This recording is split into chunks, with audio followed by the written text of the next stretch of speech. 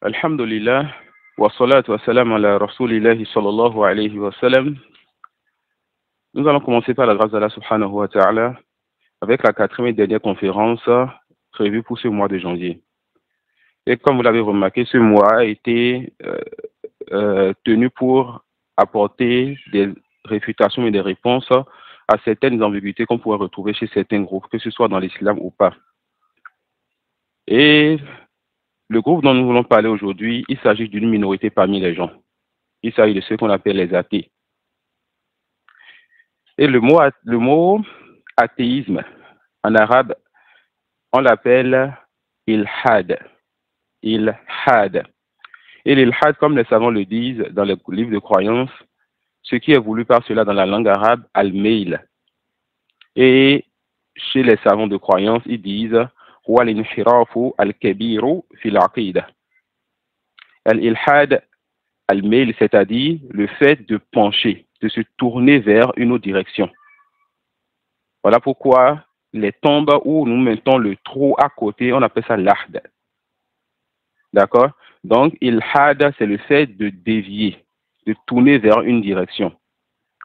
Et ce qui est voulu par ilhad en religion, il s'agit d'une grande déviation, d'un grand égarement, d'une erreur grave en religion.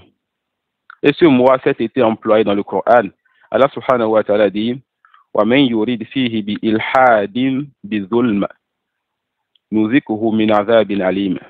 Allah dit, en parlant de la Mecque, et quiconque cherche à y commettre un sacrilège, c'est-à-dire un grand péché, quelque chose de terrible, un sacrilège injustement, nous lui ferons goûter un châtiment douloureux. Vous allez voir que le mot ilhad est venu dans le Coran pour montrer une grande erreur, un grand péché, une grande perversité, un mal terrible. Ce mot, lorsqu'il est donc employé par les anciens, ce qui est voulu, c'est une grande déviation, une grande erreur en religion. Mais ce mot a un sens particulier chez les savants de notre époque. Quand ils parlent de ilhad, ils parlent de quelque chose de particulier. Et certains vont ajouter al-ilhadu al-mu'asir, c'est-à-dire cette grande déviation en croyance contemporaine. C'est une déviation contemporaine. Parce que ils vont, lorsqu'ils parlent maintenant de ilhad, toucher un groupe particulier. Il s'agit de ceux-là qui refusent totalement l'existence d'un créateur. Ce que nous appelons aujourd'hui les athées. Ceux-là qui refusent, ou bien ceux-là qui ne croient pas à l'existence d'un créateur. Ce sera plus précis, Inch'Allah. Ceux-là qui ne croient pas à l'existence d'un créateur. Donc, en résumé, lorsqu'on parle de ilhad, il s'agit du fait qu'on ait un chemin droit. On ait un chemin qui est clair.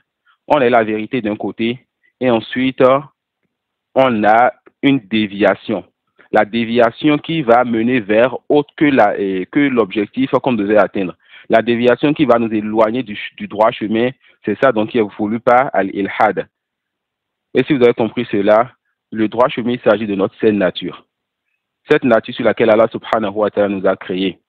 Et lorsque viendra une minorité parmi les fils d'Adam qui vont être détournés de cette saine nature, on va appeler ça ilhad. Ensuite, cette déviation peut être de plusieurs types. Ça peut être le fait que la personne soit juive, chrétienne, ou que la personne soit musulmane, mais ait des erreurs importantes qui font que cette personne est dans un groupe qu'on pointe du doigt. Et ça peut être une déviation extrême jusqu'à ce que cette personne nie l'existence du Créateur et ne croit pas, n'est-ce pas, au jour dernier et aux récompenses de ce jour-là.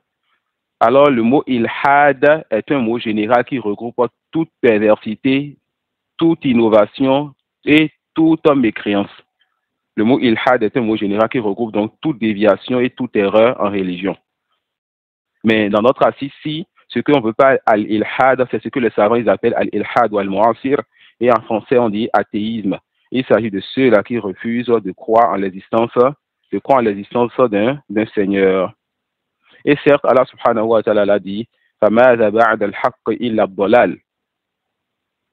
Au-delà de la vérité, qu'y a-t-il donc si ce n'est l'égarement? Donc toute personne qui dévie du chemin de la vérité, cette personne a accepté pour elle-même l'égarement. Alors, l'ilhad al-mu'asir, l'athéisme, sachez que les athées sont de deux catégories. Sachez que les athées sont de deux catégories. Ce qu'on appelle al-ilhad al-qawi al-ijabi, et il s'agit de ce qu'ils appellent l'athéisme fort. Donc, la première catégorie d'athées, il s'agit des athées qu'on appelle ceux qui ont l'athéisme fort. Et la deuxième catégorie, al-ilhad al-da'if, ce qu'on appelle l'athéisme faible. Ce qu'on appelle l'athéisme faible. Quant à la première catégorie, c'est-à-dire l'athéisme fort, il s'agit de ceux-là qui nient de façon ferme l'existence d'une divinité, l'existence d'un créateur. L'athéisme fort, c'est une pensée ou un groupe de personnes qui nient l'existence d'un créateur. Eux, quand tu leur dis, est-ce que ce monde a un créateur, ils te disent non et ils sont fermes sur cela. Et l'athéisme faible, c'est ce que nos savants appellent al-ladiriya. Ah, ça vient des mots la-adri. C'est ceux-là qui ne te répondent pas de façon ferme pour te dire que le créateur n'existe pas. Et c'est de ceux-là qui n'ont pas de croyance en l'existence d'une divinité ou d'un créateur. Et avec cela, ils n'affirment pas que ce créateur, il existe. Je reprends. Cette deuxième catégorie, les athées faibles, c'est des gens qui ne te diront pas Allah n'existe pas, ils ne te diront pas Allah existe. Quand tu leur demandes est-ce qu'Allah existe, ils te diront je ne sais pas. Mais ce qui va regrouper les deux catégories, c'est qu'ils se désavouent de toute adoration à un quelconque créateur. La première catégorie te dit aucun créateur n'existe, donc aucune divinité n'existe. Moi, je n'ai pas donc à suivre une religion et à suivre une loi. La deuxième catégorie te dit je ne sais pas s'il y a un créateur qui existe. Il se peut qu'il existe, il se peut qu'il n'existe pas, mais lui, il fait sortir sa personne de la soumission d'un créateur s'il existait. Voilà donc la différence entre ces deux catégories. Voilà donc la différence entre ces deux catégories. Mais en réalité, toutes ces deux catégories d'athéisme ne sont pas une idéologie basée sur quelque chose de solide. Il s'agit tout simplement de groupes de personnes qui veulent suivre leur passion et vivre en liberté et satisfaire leur orgueil et leur âme et ne veulent pas se soumettre aux lois d'un créateur. Il s'agit tout simplement de groupes de personnes qui veulent vivre en liberté ou de groupes de personnes qui sont en colère justement contre ce créateur, subhanallah. Voilà pourquoi, parmi ce que j'ai entendu de certains de nos savants, Darwin, il a penché vers son idéologie après que sa fille soit morte. Et beaucoup de philosophes sont allés en extrême dans leur philosophie après certaines choses qui les ont atteintes dans leur vie, qu'ils soient enfants ou à un instant de leur vie. Alors ils sont en colère contre le décret de leur Seigneur. Ils disent, si un Seigneur existait, ce mal n'allait pas me toucher. Si un Seigneur existait, telle chose n'allait pas passer. Alors l'athée est quelqu'un qui tire sa déviance de la haine contre le décret d'Allah. Ils n'ont pas compris le chapitre du décret, alors ils sont tombés dans le fait de nier l'existence du Créateur. Voilà pourquoi des musulmans dans le monde arabe et bien d'autres qui délaissent l'islam et qui deviennent athées, le plus souvent ils sont touchés par la da'wa, le prêche des athées. Lorsque ces gens-là les parlent du destin, ils vont les parler du destin, de la sagesse d'Allah, du mal qui se produit donc sur la terre. Et ces trois choses, ainsi que la guidée, l'égarement des gens, ça fait partie des points que nous allons toucher dans des conférences à venir, Inch'Allah, qui seront liées à celle-ci. Pourquoi Allah guide certains, les gars d'autres? Pourquoi Allah existe et le mal se passe donc sur terre? Le destin, comment comprendre cela? La sagesse d'Allah. Ça fait partie de certains points que lorsque le musulman comprend cela, Inch'Allah, il est préservé des ambiguïtés des athées lors d'un débat ou autre. Mais dans l'assise d'aujourd'hui, on va dire avoir certaines choses qui va rendre faible leur manhaj. Ensuite, sachez que les athées, c'est une pensée qui s'oppose à une autre pensée. Vous avez déjà compris la pensée des athées. Dieu n'existe pas, qu'on appelle, le Créateur n'existe pas, ou bien je ne sais pas s'il existe. D'accord? Il s'oppose à quelle autre pensée? Il s'oppose à la pensée qui dit que le Créateur existe. Et cette pensée, elle est défendue par les musulmans, les chrétiens et toute personne qui se veut d'une religion qui croit en l'existence d'un créateur, qu'il soit monothéiste, donc les musulmans ou autre que cela, comme les chrétiens. Et justement, il y a très longtemps, dans le temps d'anciens philosophes comme Aristote et bien d'autres, les débats qu'il y avait dans ce temps, c'était entre les musulmans et les philosophes, ou bien certains chrétiens et les philosophes. Et dans ce temps-là, ceux qui débattaient avaient deux croyances. Ils étaient divisés en deux types de croyances. Quant aux musulmans et aux chrétiens, ils croyaient en l'existence d'un créateur. Leur religion est basée sur cela. Et quant aux philosophes, ils ne croyaient pas en l'existence d'un créateur. Le fait de croire en l'existence d'un créateur implique le fait de croire en la création. Le créateur, c'est quelqu'un qui crée. D'accord? Alors, les musulmans et les chrétiens croyaient donc au caractère créé de cet univers. Ils croyaient que cet univers n'est pas ancien, que cet univers a été créé. C'est-à-dire que cet univers a commencé à un moment, cet univers a un début. Mais les philosophes, dans le temps, eux, ils disaient non. L'univers est ancien. L'univers n'a pas un début. L'univers a toujours été. L'univers est ancien. Ça, c'était une pensée chez les anciens philosophes. Mais cette pensée aujourd'hui, elle a disparu et c'est une pensée qui n'est soutenue ni par preuve de science, ni par aucune religion. D'abord, les religions s'opposent à cette pensée. Ensuite, les scientifiques eux-mêmes se sont tournés contre cette pensée, comme nous allons le voir tout à l'heure. C'est quoi la pensée là? Le fait que l'univers soit ancien, que l'univers n'ait pas de début. Et si l'univers n'a pas de début, donc le créateur n'existe pas. Si l'univers n'a pas de début, le créateur n'existe pas. Ensuite, sachez qu'Allah vous fasse miséricorde, que ce qui fait la différence entre les musulmans et entre les philosophes, et quand on parle des athées, on parlera beaucoup des philosophes et des scientifiques, c'est que les musulmans, lorsqu'ils parlent de l'existence du Créateur et que lorsqu'ils parlent du fait que le monde soit lui-même créé, ils ont des preuves pour justifier cela. De la même façon qu'ils ont des preuves pour réfuter les philosophes qui disent que le Créateur n'existe pas et des preuves pour réfuter les philosophes qui disent que ce monde n'a pas de début, c'est-à-dire que ce monde n'a pas été créé. C'est très important ce point. Les musulmans, ils ont des preuves pour justifier qu'Allah existe et que ce monde est créé. Alhamdulillah Rabbil Alamin, Allah c'est lui qui a créé le monde. Allah, il existe et le monde a été créé. D'accord?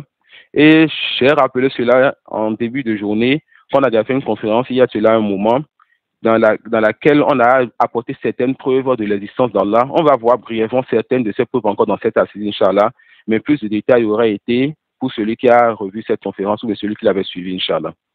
Alors, les musulmans ont des preuves pour justifier l'existence du Créateur. Et ils ont des preuves aussi pour justifier que ce monde est créé. Et nous allons voir aujourd'hui encore certaines preuves pour justifier l'existence du Créateur et certaines preuves pour voir que ce monde est créé. Mais les philosophes, ils n'ont pas de preuves pour justifier que ce monde, les anciens philosophes bien sûr, ils n'ont pas de preuves pour justifier que ce monde est ancien, que ce monde n'est pas créé. Les anciens philosophes n'ont pas de preuves pour justifier que ce monde est ancien et que ce monde n'est pas créé.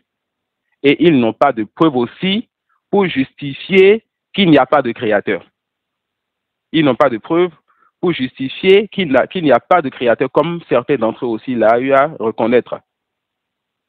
Et ajouter à cela que la seule chose sur laquelle se base donc l'idéologie des athées, c'est le fait de répondre à ce que les religieux avancent, comme les chrétiens, certains chrétiens et les musulmans.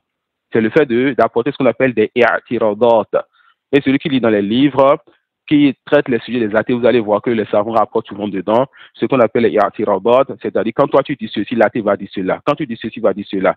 Donc ils ont des i'tiradat, des réponses à ce qu'on leur apporte. Et ces réponses ne sont basées sur rien. C'est des réponses de plus souvent qui sont des ruses. Et on va voir cela tout à l'heure, Inch'Allah, que c'est des réponses qui sont souvent des ruses. Et à part ça, ils ont des shubuhat, ils ont des ambiguïtés.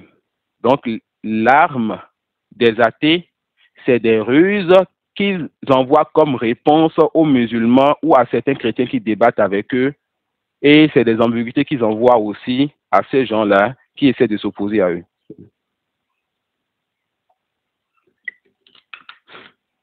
Taïm. La pensée donc qui parle de l'existence du Créateur. Qu'est-ce qui est voulu donc par cette pensée? C'est une pensée qu'Allah vous fasse miséricorde qui dit que ce monde n'existait pas. Ce monde vient du néant. Et que ce monde a été créé par quelqu'un de vivant, de savant et qui a sa volonté, qui est sage. Et ce Créateur, c'est lui seul qui mérite l'adoration car il a créé pour qu'on l'adore. Ce Créateur, c'est lui seul qui mérite l'adoration car il a créé pour qu'on l'adore.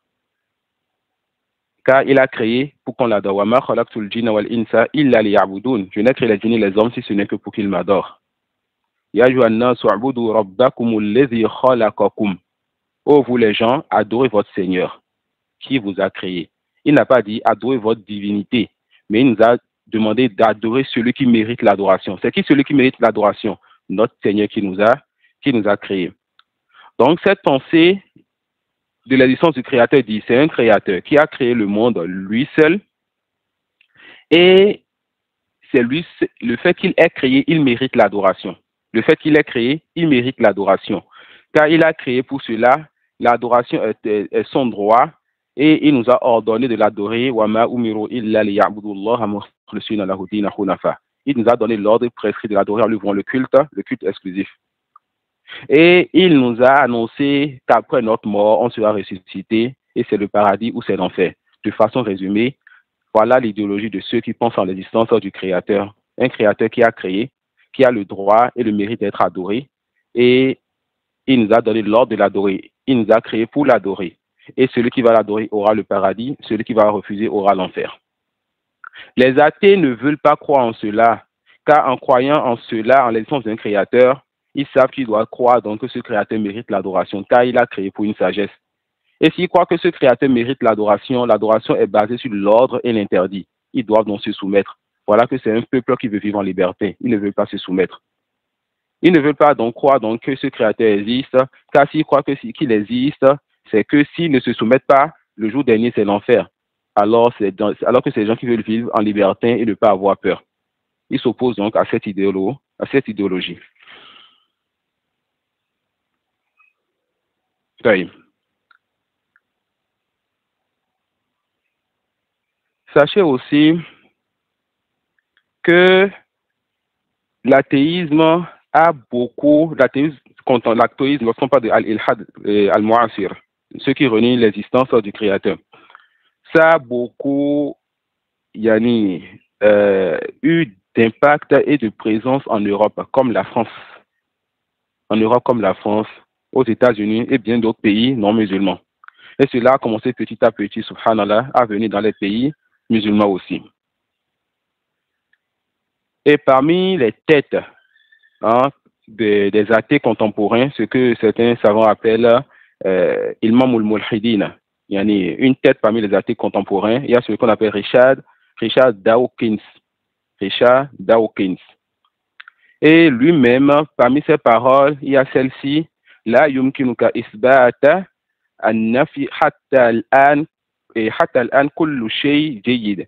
العلم التجريبي لا يملك أي وسيلة لنفي وجود كائن أمسى هذا صحيح تماما. Sa parole, je l'ai apportée en arabe et ça peut vous étonner parce que j'ai étudié ceci en arabe. Donc, j'ai lu des livres en arabe, donc des livres des savants qui ont traduit l'anglais en arabe.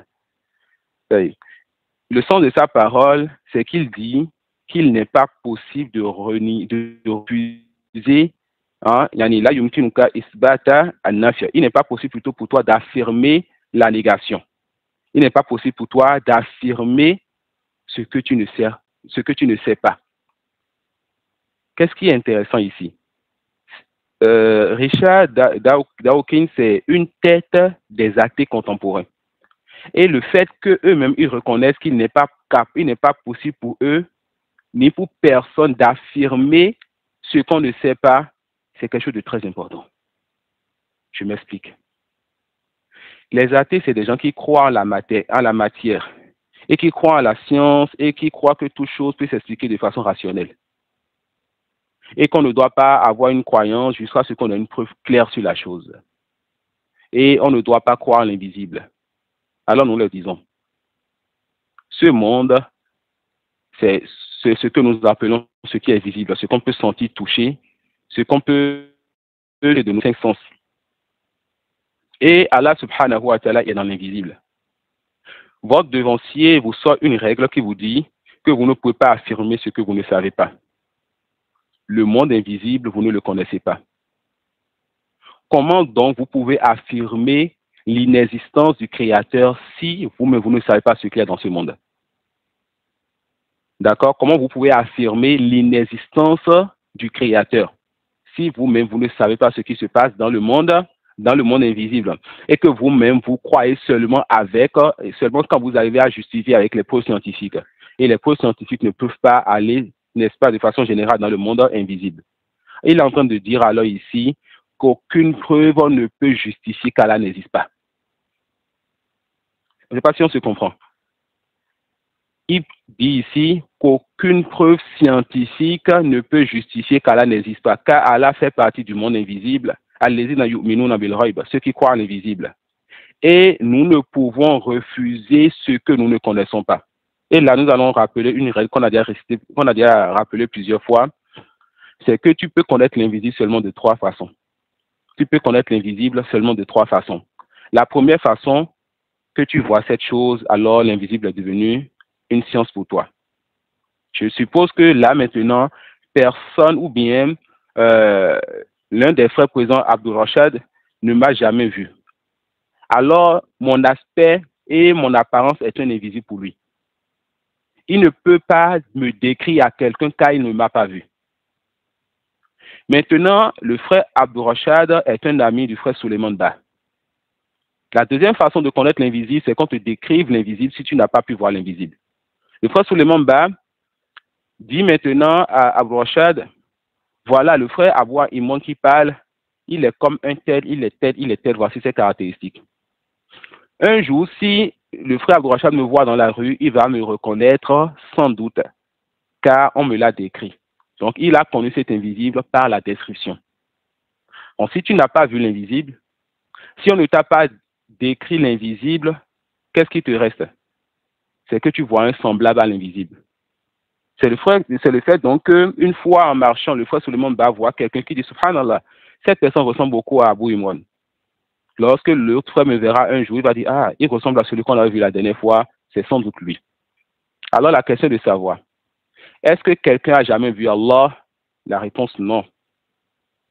Est-ce que quelqu'un a vu un semblable à Allah subhanahu wa ta'ala? La réponse non. Laïsa kamithlihi shay'un, rien n'est comme lui. Wa lam yakul lahu kufuwan ahad. Il n'a pas de semblable. Hal ta'lamu lahu samiyya, est-ce que tu le connais un semblable? Donc personne n'a jamais vu Allah et Allah n'a pas de semblable. Dans ce cas, les athées, comme l'a dit Richard Dawkins ici, on ne peut pas affirmer l'inexistence d'Allah parce que c'est un monde qu'on ne connaît pas. Le monde invisible, nous ne le connaissons pas. Nous ne pouvons pas de nous-mêmes, de notre raison ou bien de nos prétendus outils de science, affirmer l'inexistence d'Allah. Mais la troisième des trois façons de connaître l'invisible, c'est l'information. Et nous avons certes des gens véridiques qui nous ont apporté des informations sur l'invisible. Et ces gens-là, on les appelle les prophètes et les messagers. Et ça, là, ça viendra en son temps, les prophètes et les messagers, dans ce qu'on appelle Dala et Nubuwa. C'est une science qui suit la science de l'existence d'Allah ou bien de la série d'Allah qu'on appelle Dala et Nubuwa, et des livres de plus de 500 pages sont écrits sur cela pour justifier la prophétie des prophètes. Ala kulli hal. Les prophètes qui sont des gens véridiques nous ont informé de l'existence d'Allah. Ça, c'est l'une des preuves qui montre l'existence d'Allah. Et nous avons déjà vu d'autres preuves. On va encore réviser d'autres preuves ensemble ici, Inch'Allah. Mais on a compris cette règle que celui-ci l'a amenée. C'est quoi cette règle? Nous n'avons pas la possibilité d'affirmer ce que nous ne connaissons pas. Quand on ne connaît pas, qu'est-ce qu'on fait? On n'affirme pas, on dit je ne sais pas. Quand on ne connaît pas, on n'affirme pas. On dit quoi? On dit je ne sais pas. Ça y est. On va donc retenir la règle avant d'avancer. Lan yastati'u al-mulhid nafya wujudillahi azza wa jal. Lan yastati' al-mulhid nafiya wujudillahi azza wa jal. Ça, c'est une règle. Quand tu la gardes, c'est important pour les règles. Et Inch'Allah, l'annonce sera faite dans la semaine, le mois de février. Nous allons apprendre des règles importantes ensemble dans notre croyance. L'importance des règles, c'est que quand tu as ça, c'est comme une preuve pour toi. Tu ne doutes pas. Quand tu vois quelque chose contrôler cette règle, tu dis la chose là, c'est le faux. La règle dit quoi? Lan yastati' al-mulhid nafya wujudillah. L'athée ne peut pas justifier, ne peut pas, qu'on appelle, renier l'existence d'Allah. L'athée ne peut pas renier l'existence d'Allah, c'est-à-dire il n'a pas de preuve pour renier l'existence d'Allah. Et quand tu as des règles comme ça, ton cœur est tranquille. Un athée qui va écrire des livres, fait avoir son doctorat, fait des conférences ou autres, tu sais en toi avec une seule phrase que tout ce qu'il va écrire, tout ce qu'il va dire, il ne pourra jamais sortir une seule preuve pour renier quoi? Renier l'existence d'Allah.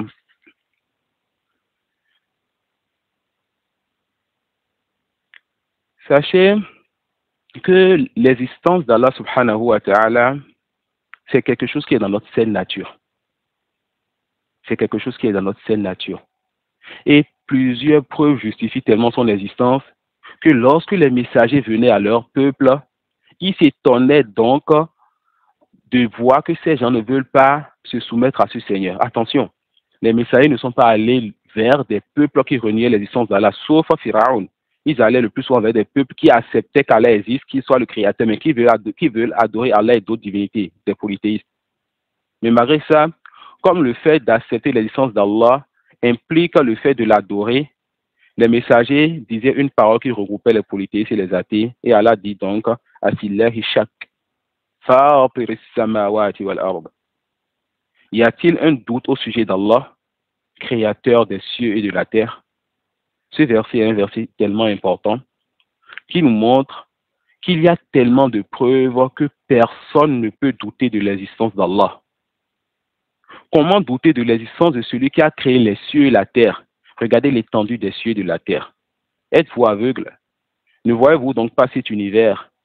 Comment douter de l'existence de celui qui a créé, donc cet univers? Afillahi shak, fatir samawati wal ard. Y a-t-il un doute au sujet d'Allah, créateur des cieux et de la terre? Alors, les preuves qui montrent que ce créateur existe sont multiples, tellement que nous ne pourrons donc les dénombrer. Voilà pourquoi les athées, Allah les a tellement éprouvés qu'il les a montré diverses preuves qu'il existe. Et voilà pourquoi nous avons pris comme titre pour cette assise l'athéisme entre orgueil et entêtement. Car lorsqu'ils voient les preuves de l'existence du Créateur, ils se prennent d'orgueil, ils s'entêtent et ils essayent de s'opposer à cela. Allah subhanahu wa ta'ala a dit وَجَحَدُوا بِهَا وَاسْتَيْقَنَتْهُ أَنفُسُهُمْ ظُلْمًا وَعُلُوًّا. Ils les reniaient injustement. Ils reniaient les signes d'Allah subhanahu wa ta'ala injustement. Donc les signes sont venus, ils ont compris les signes d'Allah et ils ont renié ces signes comment? Injustement et orgueilleusement. Ils les reniaient injustement et orgueilleusement, tandis qu'en eux-mêmes, ils y croyaient avec certitude. Tellement Allah a montré à ceux-là les preuves et les signes de son existence qu'ils ont en eux-mêmes la certitude qu'il existe. Mais à cause de l'orgueil, de l'entêtement, de la haine contre ce créateur, à cause d'un aspect qu'ils ont vu dans son décret, ils n'ont pas aimé, maintenant ils sont en guerre contre lui, ils refusent l'existence d'Allah. C'est des gens qui se disent comment le créateur peut me faire cela, moi je refuse qu'il existe, comme s'ils se vengent du créateur en disant que je ne veux pas croire en son existence. Et celui qui lit les paroles des philosophes va être étonné de voir ce qu'il dit sur le créateur. Quand le philosophe te dit, et si on acceptait que le créateur existe, ferme tes oreilles car il va dire des choses vraiment terribles sur ce créateur, subhanahu wa ta'ala. Et comme on a dit au début aussi, les athées parmi les gens, donc ceux-là qui refusent l'existence d'Allah parmi les gens sont très peu. Et dans les temps anciens, on n'avait presque vu personne, sauf de rares personnes comme Pharaon. Lui qui a dit, comme c'est vu dans le Coran, Wa ma rabbul alamin. Et qu'est-ce que le Seigneur de l'univers? Pharaon, la'natullahi alayhi. Et parmi ceux qui refusaient aussi, comme c'est venu dans les textes, l'existence d'Allah, ceux-là qui refusaient qu'il serait créé, ce qu'on appelle en croyance ad-dahriyoun. Ad-Dahriyoun, c'est un groupe de personnes qui dit nous sommes poussière, nous allons retourner poussière. C'est le temps qui aura raison de nous. Cette phrase vous dit quelque chose. Allah subhanahu wa ta'ala dit وَقَالُوا مَا هِيَ إِلَّا حَيَاتُنَا الدُّنْيَا نَمُوتُ وَنَحْيَا وَمَا يُهْلِكُنَا إِلَّا الدَّهْرَ وَمَا لَهُم بِذَلِكَ مِنْ عِلْمٍ إِنْ هُمْ إِلَّا يَظُنُّونَ. Ils sont toujours présents parmi nous aujourd'hui. On est poussière, on retournera poussière. On ne vit qu'une fois. Allah dit selon les de tradition, et ils disent, il n'y a pour nous que la vie d'ici-bas. Nous mourons et nous vivons. Et seul le temps nous fait périr. Allah leur répond en leur disant, ils n'ont de cela aucune connaissance. C'est des gens qui n'ont aucune science de ce qu'ils sont en train de dire. Ils ne font qu'émettre des conjectures. Ils sont dans le doute. Ils ne sont basés sur rien. Ce que nous allons voir maintenant, c'est ce qu'on appelle Asbabul Ilhad. Qu'est-ce qui fait que quelqu'un peut devenir athée? Qu'est-ce qui fait que quelqu'un peut refuser l'existence du Créateur ou douter de l'existence du Créateur? Les savants citent plusieurs causes. On va en citer 2 ou 3 seulement, parmi lesquelles Adamu fahmi qadiyatil qada wal qadar ala wajhiha sahih. Le fait que la personne ne comprenne pas bien le chapitre du destin, du décret de son Seigneur. Quand la personne ne comprend pas bien ce chapitre, le chapitre du destin, pourquoi certaines choses se passent, et que la personne rentre dans ce chapitre et surtout arrive à toucher à la sagesse de son Seigneur dans ce chapitre en disant pourquoi ceci, pourquoi cela, et que la personne rentre sans science dans les questions de la guidée de l'égarement, cette personne a ouvert une porte vers l'athéisme ou al-iyadhu billah.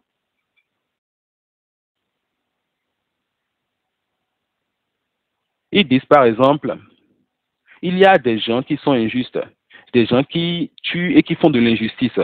S'il y avait un Seigneur, il n'y allait pas avoir cette injustice. Ils ont fait quoi ici? Ils ont repoussé le mal qui se passe. Ils se sont basés sur le mal qui se passe et sur ce qu'elle a prédestiné pour refuser quoi? Pour refuser son existence.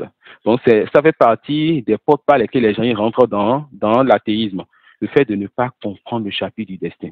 Vous voyez l'importance d'étudier le hadith de Jibril, l'importance d'étudier les livres de croyance qui nous enseignent le destin, l'importance de maîtriser cela. Et j'ai déjà vu des frères, j'ai déjà vu des musulmans dans des assises, quand tu traites ce chapitre et que tu leur approches des Corans et des règles et que tu leur donnes certains exemples, tu sens que leur cœur s'ouvre et qu'il y avait une lourdeur sur leur cœur et qu'ils avaient peur de ce chapitre, subhanallah. Alors que c'est un chapitre qui augmente le cœur, qui augmente la foi. Celui qui étudie le chapitre du destin d'une bonne façon, cette personne, sa foi augmente, cette personne, elle est apaisée. Parmi les choses aussi qui amènent quelqu'un à tomber dans l'athéisme, l'amour de la passion, hubbu shahawat. La personne, elle veut goûter à tout type de passion. Et elle a compris que la religion va l'empêcher de goûter à tout type de passion. La religion va lui mettre des limites. Et elle dit non, moi je veux vivre en liberté. Je veux tout essayer. Je ne veux pas me donner de limites. Alors cette personne va dire, pour avoir cette liberté, je préfère refuser l'existence d'un créateur qui va me donner des ordres et des interdits. Parmi aussi les choses qui amènent certaines personnes à aller vers cette idéologie, les contradictions ou bien certaines ambiguïtés qu'on retrouve en religion. Les contradictions ou certaines ambiguïtés qu'on retrouve dans la religion. Et prêtez attention ici. Ces contradictions se retrouvent chez les non-musulmans, comme chez les chrétiens. Et celui qui a suivi la conférence sur le christianisme en a vu une bonne partie. Et toute personne qui connaît le christianisme pour les contradictions. Et ces contradictions et problèmes se trouvent aussi chez les musulmans, mais pas dans l'islam. Je suis précis dans ce que je dis. Ces contradictions en religion. Et ces contradictions et ces ambiguïtés et ces problèmes religieux se trouvent aussi chez les musulmans, mais pas dans l'islam. Ça veut dire quoi? Vous allez donc voir des innovateurs, des groupes innovateurs qui vont amener certaines choses qui vont contredire la raison saine. Alors, celui qui écoute ces innovateurs et qui écoute ces gens-là va dire non, si c'est ça la religion, je préfère ne pas accepter une religion, moi. Et la règle est connue chez les gens de la sunna. Toute personne qui contredit le livre et la sunna doit se contredire. Alors, quand certains musulmans vont voir certaines contradictions chez certains groupes musulmans, ou bien certaines erreurs chez certains innovateurs, ils vont dire, si c'est ça le fait de s'accrocher à la religion, si c'est ça l'islam, moi je préfère donc renier l'islam et celui qui a créé l'univers. Alors, les groupes innovés, les innovateurs aussi font partie des portes par lesquelles certains de nos frères et de nos enfants quittent l'islam pour refuser la religion waliyaz billah. Parmi les causes aussi, l'ignorance tout simplement de la religion et l'ignorance aussi de ce qu'on appelle mahasinul islam. Mahasinul islam, il s'agit des traits, des caractéristiques de ce qui montre la beauté de l'islam. Et les savants écrivent des livres sur ça, subhanallah. Cheikh Abdurrahman al-Sa'adi fait partie de ceux qui ont écrit des livres sur ça. On a étudié l'un de ces livres avec un de nos cheikhs ici dans le quartier. Et on rapporte que Cheikh Abdurrahman, une fois, il était à l'hôpital. Et à l'hôpital, les gens mettent des livres dans lesquels des personnes qui n'ont aucune relation avec la science, hein, des musulmans, mais qui n'ont pas vraiment de relation avec la science, ont écrit des livres pour montrer les bienfaits de l'islam. Soit c'est ça, soit c'est des non-musulmans qui ont écrit des livres pour montrer les bienfaits de leur religion. À la Kolihal, c'est des livres qui ont été écrits pour montrer les bienfaits de quelque chose qui va permettre d'ouvrir le cœur des gens. Soit les bienfaits de l'islam ou bien les bienfaits d'autres que l'islam. Le cheikh, il a vu cela, il a vu que le fait de montrer les bienfaits de l'islam va donner plus cet effet que ce que les autres ont écrit. Ou mais le fait qu'un savant de la sunna écrive sur les bienfaits de l'islam va donner plus cet effet que ce que les autres ont écrit, selon les deux versions sur lesquelles j'ai le doute. Et le cheikh à l'hôpital, malade, il se met à écrire. Il nous a sorti un livre très bénéfique. J'ai un peu oublié le nom maintenant, mais c'est un petit épître qui nous montre les bienfaits de l'islam. S'il te prend le chapitre de la zakat, il te montre les bienfaits qu'il y a dedans, la prière, les bienfaits qu'il y a dedans. Et il te montre chapitre par chapitre, jusqu'à ce que tu vois que l'islam, chaque chose qu'Allah a législé dans cette religion, c'est avec sagesse et que c'est ça qui accorde le bonheur à celui qui s'y soumet. Parmi les causes, Inch'Allah, c'est la dernière qu'on va citer, c'est que ces gens-là sont pris par leur orgueil. D'accord? Allah subhanahu wa ta'ala dit Inna alladhina yujadiluna fi ayati Allahi bighayri sultan atahum in fi sudurihim illa kibrun ma hum bibalighi. Allah subhanahu wa ta'ala dit selon les faits de tradition, ceux qui discutent sur les versets d'Allah, sur les signes d'Allah, sans qu'aucune preuve ne leur soit parvenue, n'ont dans leur poitrine qu'orgueil. Ils n'atteignent pas leur but. Subhanallah. Les athées, les innovateurs, les non-musulmans et toute personne qui s'oppose à la religion qu'Allah a créée, l'islam authentique, cette personne a de l'orgueil dans son cœur. Et cette personne ne va jamais atteindre son but. Toute personne qui s'oppose à l'islam, parmi les non-musulmans, et toute personne qui s'oppose à l'islam authentique, donc le Coran et la Sunna, parmi les innovateurs, cette personne a de l'orgueil dans son cœur. Et cette personne ne va jamais atteindre son but. Et cet orgueil va donc les amener à démentir les signes d'Allah et à parler sur quoi ils n'ont aucune science et à philosopher. Cet orgueil va les amener à se détourner de ce qui est venu à eux comme signe venant de leur Seigneur. وَمَا تَأْتِيهِمْ مِنْ آيَةٍ مِنْ آيَاتِ رَبِّهِمْ إِلَّا كَانُوا عَنْهَا مُعْرِضِينَ. Allah subhanahu wa ta'ala dit, et il ne leur vient aucun des signes parmi les signes de leur Seigneur sans qu'ils s'en détournent. Sans qu'ils s'en détournent. Et lorsqu'ils se détournent des signes d'Allah, qu'est-ce qui se passe? Lorsqu'ils se sont détournés, Allah a détourné leur cœur. Vous avez compris ceci, vous avez compris pourquoi Allah les a égarés. Nous avons déjà fait une assise où on a parlé de l'existence d'Allah. Et même si certains ici dans cette assise n'ont pas suivi dans ce temps ou vu aujourd'hui quand on a partagé encore cette assise, alhamdoulilah, on a des musulmans avec nous et le musulman n'a pas besoin de faire des recherches pour voir si Allah existe, car il sait qu'Allah il existe. Alors nous allons passer directement sur le fait de répondre à certaines choses que les athées ils avancent.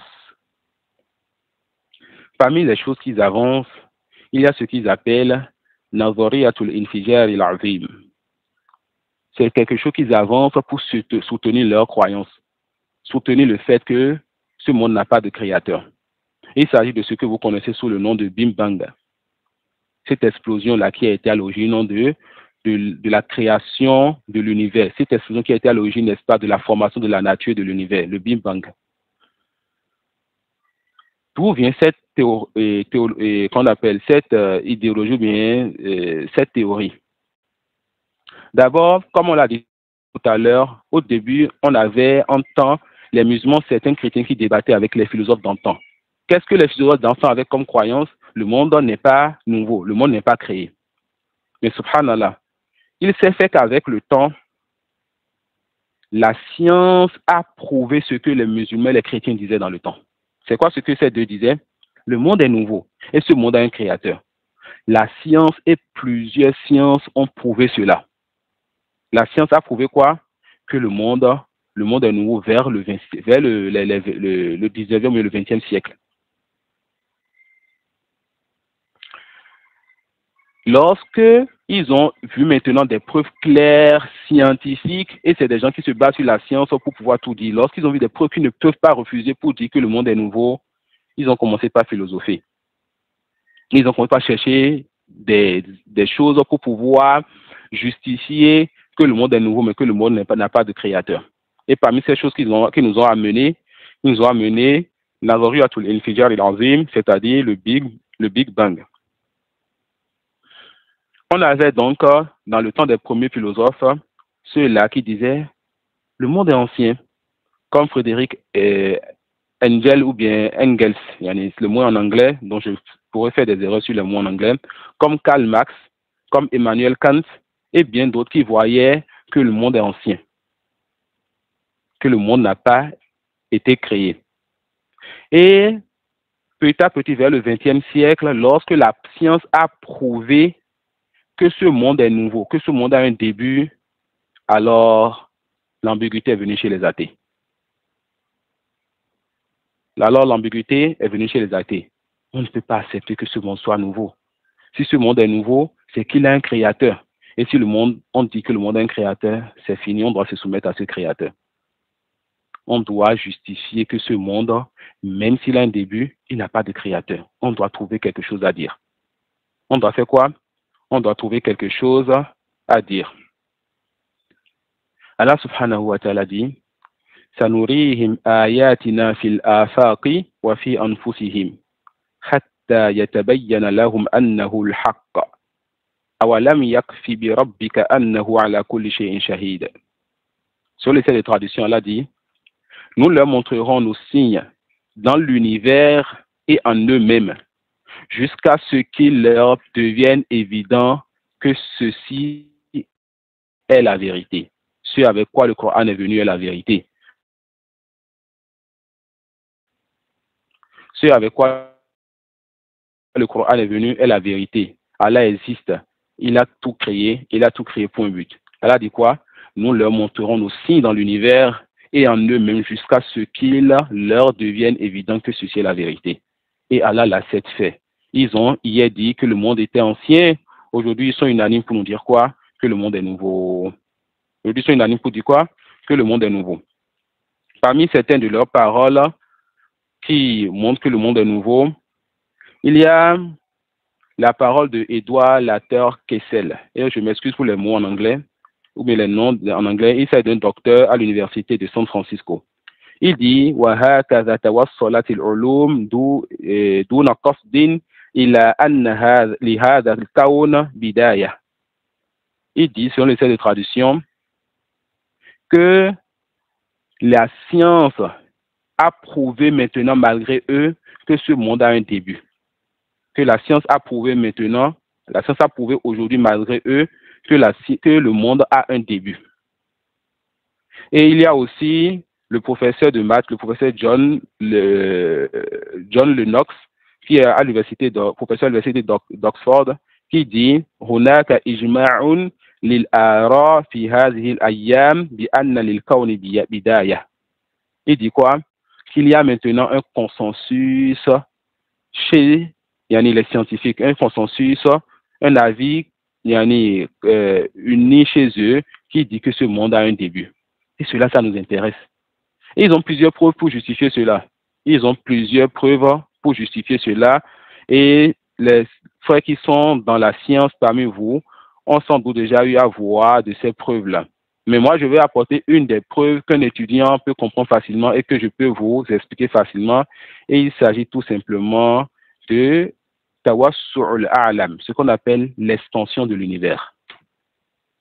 Parmi les preuves, d'accord, qui les a amenés à être unanimes maintenant que l'univers est nouveau, donc que l'univers est créé, ce qu'on appelle Tawassu'ul A'lam, l'extension de l'univers. Qu'est-ce qui est voulu par cela? Avant, les anciens philosophes et les anciens scientifiques soutenaient le fait que cet univers était stable et ne se développait plus. Et le fait donc de dire que l'univers est stable et ne se développe plus, c'est que ça atteint déjà un niveau qui ne mérite plus ziyada, qui ne mérite plus ajout. Et cela était une preuve pour dire que l'univers est ancien et l'univers n'a pas de début. Je vous épargne les détails. Ils ont justifié, ils ont trouvé maintenant que l'univers continue de se développer. L'univers continue à grandir, mais de grandir. L'univers est toujours en expansion. Si vous avez compris ceci, vous allez comprendre l'ancienne position qu'ils avaient. Le fait de dire que l'univers est en expansion, c'est une preuve que l'univers a un début. Comment cela? Ils disent, si l'univers continue à se développer, c'est que plus on ira dans les années antérieures et des millénaires en arrière, on verra que l'univers hier était plus petit qu'aujourd'hui. Plus on ira en arrière et l'univers sera petit, plus on ira en arrière, l'univers sera petit.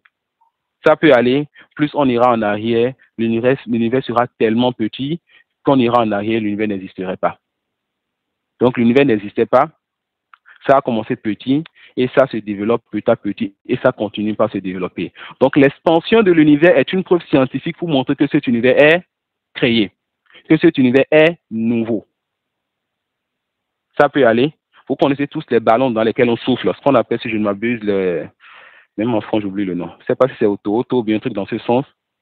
Quelque chose qui n'existait pas, on l'a fabriqué, ensuite tu mets dans la bouche, tu souffles dedans et plus tu souffles, plus ça grandit. C'est les ondes de l'univers. Ça n'existait pas, on lui a donné existence et ça se développe petit à petit.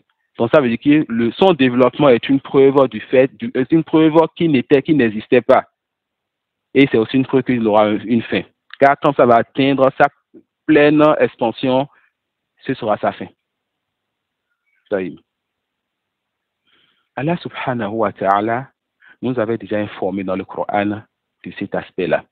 Qala ta'ala was-samaa'a banaynaha bi'aydin wa inna lamusi'un. Le ciel, nous l'avons édifié à l'aide d'une force qu'on appelle prodigieuse. Allah dit, et nous ne cessons de repousser ses limites. Ou si vous voulez, nous les tendons constamment dans l'immensité. Allah nous montre ici qu'il a créé l'univers et qu'il ne cesse de faire quoi? Il ne cesse d'élargir cet univers. Il ne cesse de faire quoi? D'élargir cet univers. Ce verset est une preuve chez les scientifiques aujourd'hui, avec ce qu'ils ont vu avec leurs outils de science, pour dire que l'univers est créé. Allahu Akbar. Donc, Tawassul a'lam dalilun ilmiyun ala ihdathil kawn. L'expansion de l'univers est une preuve scientifique et une preuve aussi qui est dans notre révélation pour justifier que cet univers est donc créé. Si l'univers est créé, vous allez voir alors que ça fait plaisir aux musulmans et aux chrétiens. Je cite les chrétiens ici parce qu'ils sont rentrés dans le débat avec les athées.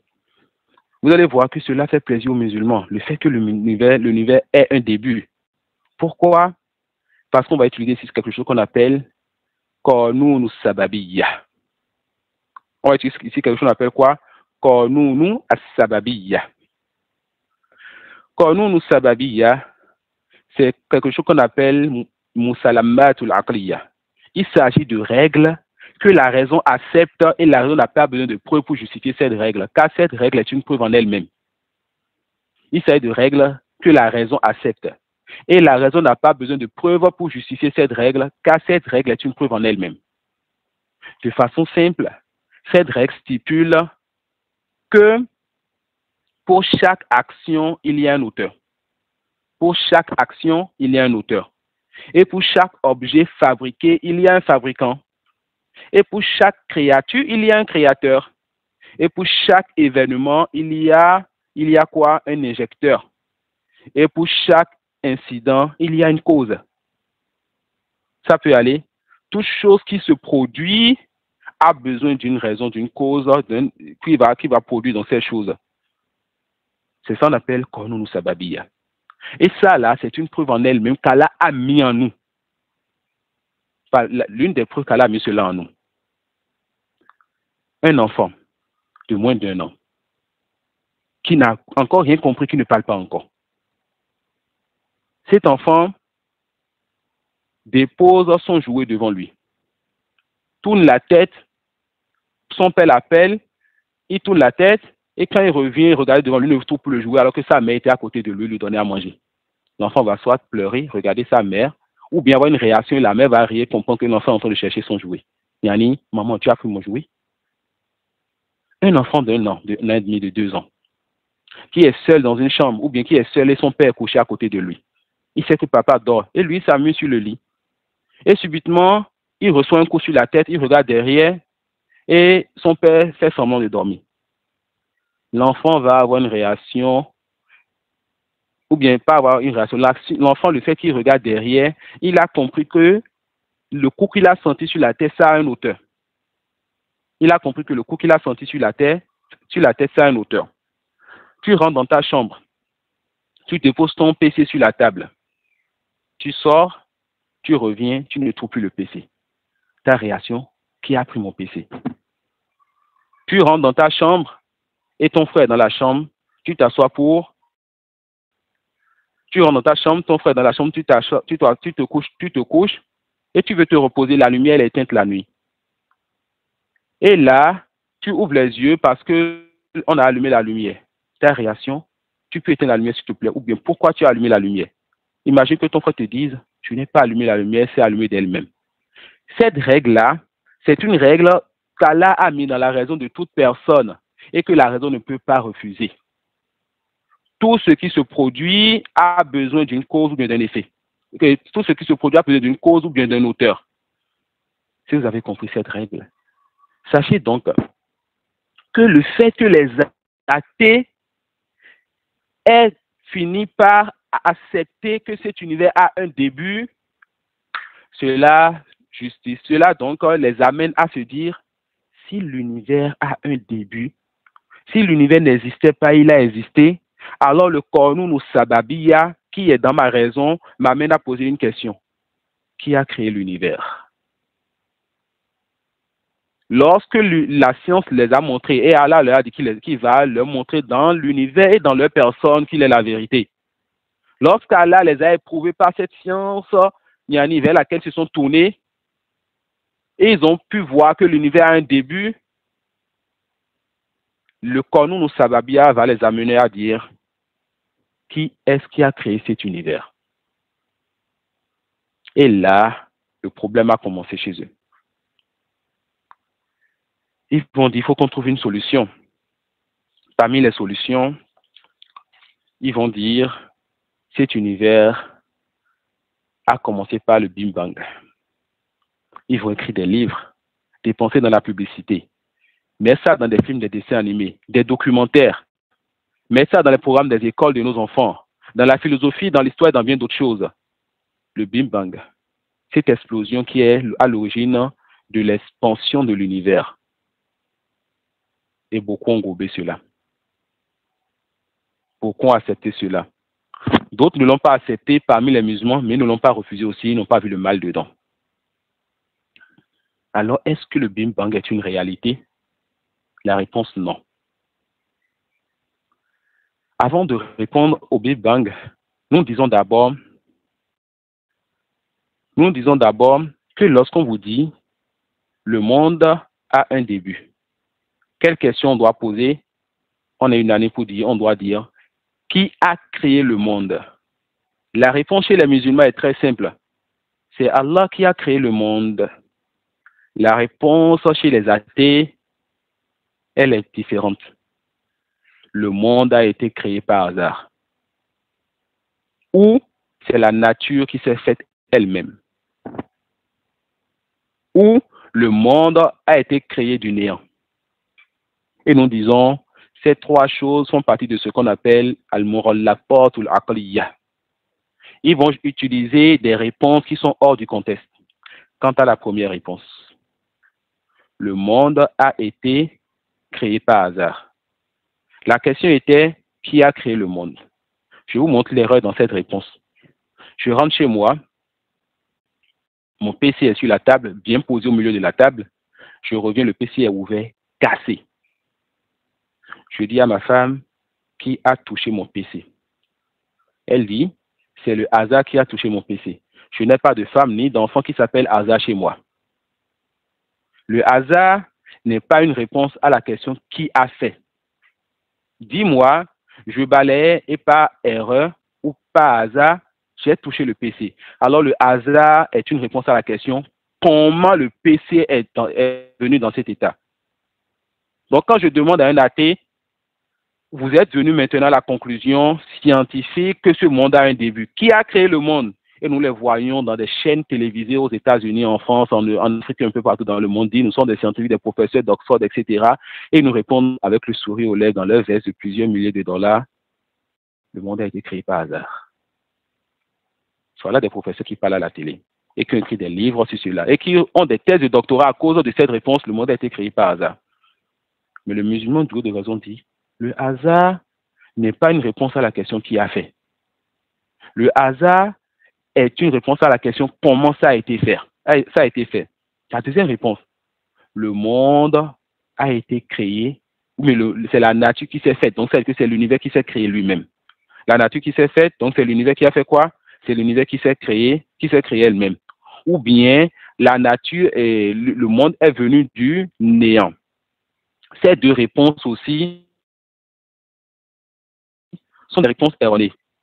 Et Allah a répondu à ces deux dernières réponses quand Allah dit Am khuliqu min ghayri shay'in am humul khaliqun. Am khuliqu min ghayri shay'in am humul khaliqun. Allah leur demande est-ce qu'ils ont été créés qu'on appelle sans créateur? Donc est-ce que c'est eux-mêmes qui se sont créés, est-ce que plutôt ils ont été créés du néant? La première partie, est-ce qu'ils ont été créés du néant? La réponse est non, c'est impossible. Le néant, c'est ce qui n'existe pas. Le néant n'est rien. Alors le rien, ce qui n'existe pas ne peut pas donner existence. Est-ce qu'ils ont été créés du néant? Est-ce que c'est le néant qui est leur créateur? Est-ce que c'est le vide qui est leur créateur? Est-ce que c'est le rien qui est leur créateur? Le doué de raison, c'est que c'est non. Ou bien ils se sont créés eux-mêmes. La réponse est encore plus non et plus non. Car ils n'existaient pas. Comment ils peuvent se créer eux-mêmes? L'univers n'existait pas. Comment l'univers peut se donner existence? Les savants disent, ce verset, c'est un verset qu'on comprend avec trois étapes.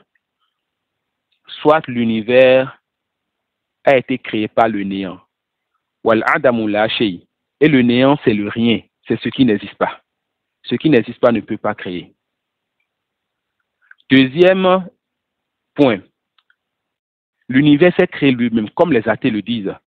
C'est la nature qui s'est faite. Voilà pourquoi ils se battent tous les jours pour défendre la nature.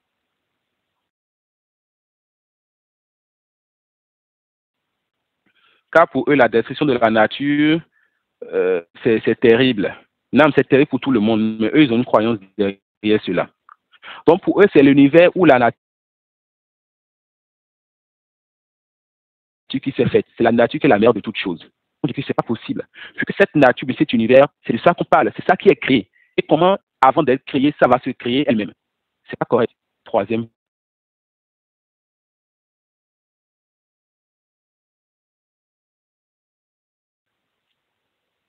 Je pense qu'on a des bugs ce soir. Je suis désolé pour l'état de la connexion. N'hésitez pas si je reviens quand je parle après une coupure et que vous voyez que je ne suis plus dans une logique, c'est que j'ai dit des choses lors de la coupure. Dites-moi, je reviens derrière, Inch'Allah.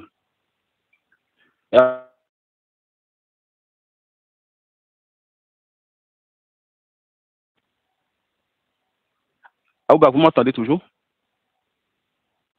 Oui, là, c'est bon.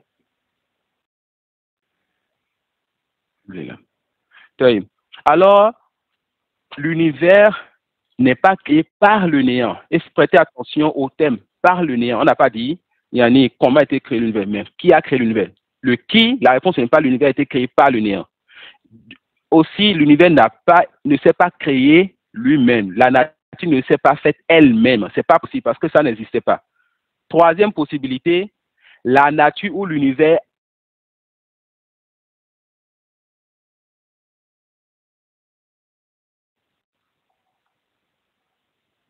Troisième possibilité, la nature ou l'univers a été créé par quelqu'un qui existait avant l'univers.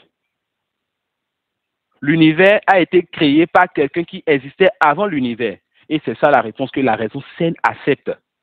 Car le Qanun as-Sababiyya, cette règle nous a montré que ce qui a un début a besoin d'un auteur, a besoin d'une raison, a besoin de quelqu'un qui va lui donner existence. Alors cet univers a un début, cet univers a été créé par quelqu'un qui était avant lui. Cet univers a un début, donc cet univers a été créé par quoi? Cet univers a un début, donc cet univers a été créé par quelqu'un qui était avant lui. Juste là, ça va. Alhamdulillah, les musulmans ont toujours dit que l'univers a un début, donc l'univers est créé, et que c'est Allah qui a créé l'univers. Les athées, ils refusaient cela, que l'univers a un début. Maintenant, ils ont accepté que l'univers a un début. Mais ils ont voulu nous dire que l'univers, son début, c'est quoi? C'est ce Big Bang. Et on va leur dire, le fait que ce Big Bang, c'est-à-dire, le Big Bang, c'est quoi? C'était une petite particule extrêmement chaude qui, à un instant T, a explosé et c'est l'explosion qui a donné l'univers. Nous leur disons, cette particule vient du néant et il faudra répondre à la question qu'on vient de poser. Est-ce que la particule, donc cette particule qui a explosé, qui a donné l'univers, s'est donné existence à elle-même? La réponse non. Avant qu'elle n'existait, elle était le néant. Et le néant ne peut pas donner quelque chose. Ou bien est-ce que c'est quelqu'un d'extérieur et d'avant cette particule qui lui a donné existence? C'est ce que la raison accepte. Donc l'univers a été créé. Arrêtez-vous juste là. Tout ce qu'on a dit maintenant, c'est pour montrer quoi? Que cet univers a besoin d'un créateur qui existait avant lui. Ensuite, on revient maintenant à la théorie elle-même du Big Bang. Cette théorie s'oppose à ce que Allah nous a donné comme information. Cette théorie s'oppose au fait qu'Allah subhanahu wa ta'ala ait créé les cieux et la terre en 6 jours. On le dit. En premier lieu, cette particule-là, vous vous limitez à cette particule. Ils vont te dire que le monde est nouveau. Maintenant, pour justifier le début du monde, ils vont venir à cette petite particule extrêmement chaude. Et le musulman va lui poser la question de savoir d'où vient cette particule. Et la réponse est dans ce qu'on a dit précédemment. La réponse va nous amener à dire que cette particule devrait être créée ou bien devait obtenir son existence par quelqu'un qui était avant lui. D'accord? Deuxième chose, on leur dira que pourquoi cette particule a subitement explosé au moment où vous prétendez que cela a explosé. Et il donne, je pense, 13,8 milliards d'années pour la durée de vie de la Terre. Donc pourquoi c'est à ce moment précis là que ça a explosé et pas avant cela? Ils n'ont pas de réponse à ces choses-là. Ils n'ont pas de réponse à ces choses-là. Allah subhanahu wa ta'ala nous a informé de comment il a créé cet univers. Il nous a informé de certains détails. Il nous a montré qu'il a créé les cieux et la terre en 6 jours. Il nous a montré que le ciel et la terre étaient uniformes. Ensuite, il a élevé le ciel et il a mis la terre bas. Et jamais on a dans la révélation ce qui montre ou bien ce qui justifie cette explosion-là. Alors, on dira tout simplement que l'athée n'a pas de preuve pour justifier cette théorie-là. Et ça reste une théorie, c'est-à-dire une supposition. Une théorie pour pouvoir refuser l'existence du Créateur toujours. Ils vont dire que le début de toute chose, c'est l'explosion là. Et ils n'ont pas de preuves même pour cette explosion. Mais nous, si on ne veut pas perdre le temps avec eux, on va les amener à ce qui est avant l'explosion en leur demandant d'où vient donc cette particule-là. Et le musulman ne croit même pas que cette particule-là a existé, que ça a explosé. Mais on leur demande d'où vient cette particule-là. Et quand on leur demandera d'où vient cette particule, on a vu quoi? Soit ils vont nous dire la particule, c'est-à-dire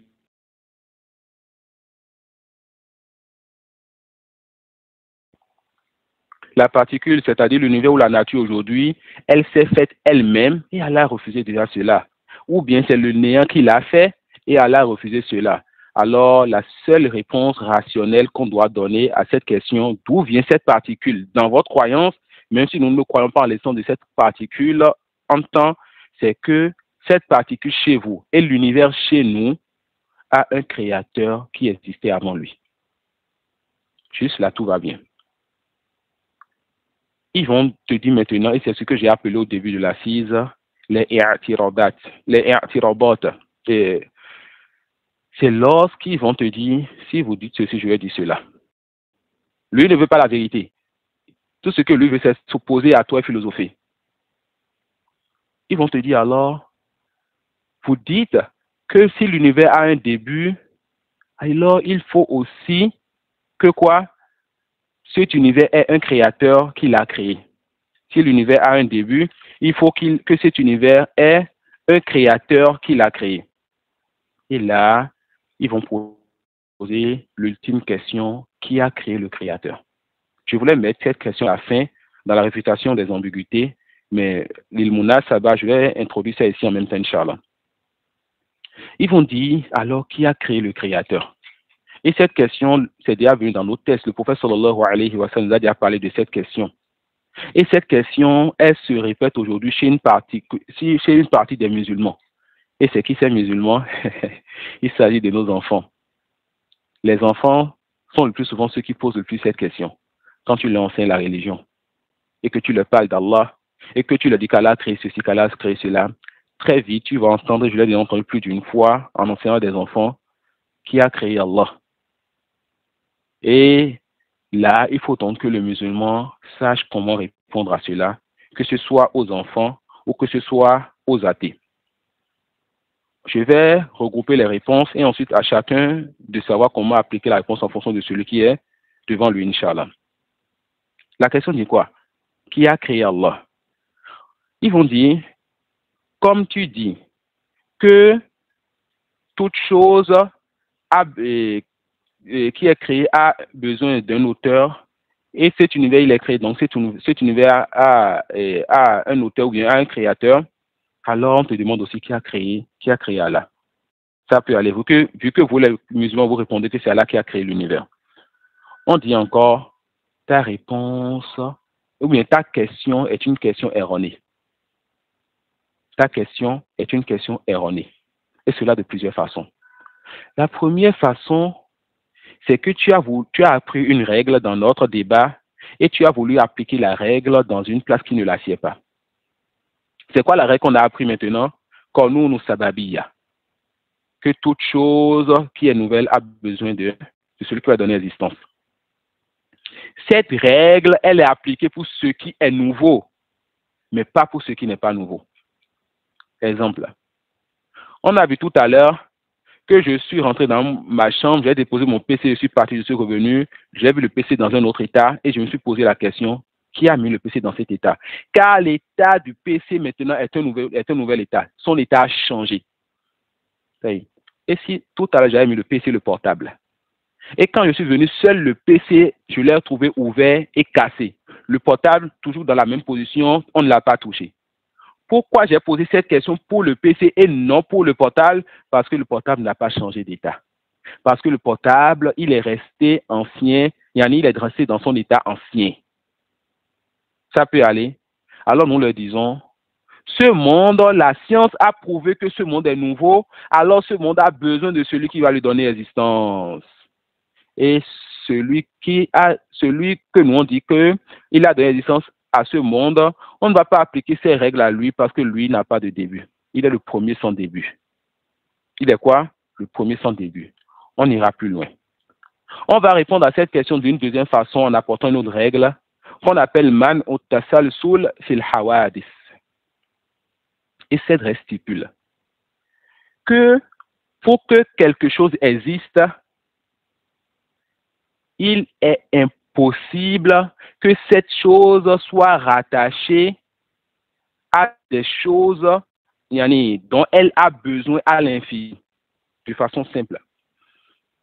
Je dis à mon enfant, j'ai laissé un gâteau pour toi au frigo, mais ne mange ce gâteau jusqu'à ce que ta soeur te donne la permission.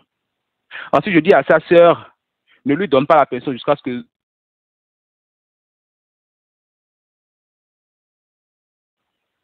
Ensuite, je dis à sa sœur, ne lui donne pas la permission jusqu'à ce que son frère te donne la permission. C'est fréquent que vers la fin du mois, ici, j'ai des problèmes de connexion comme ça, donc je m'excuse.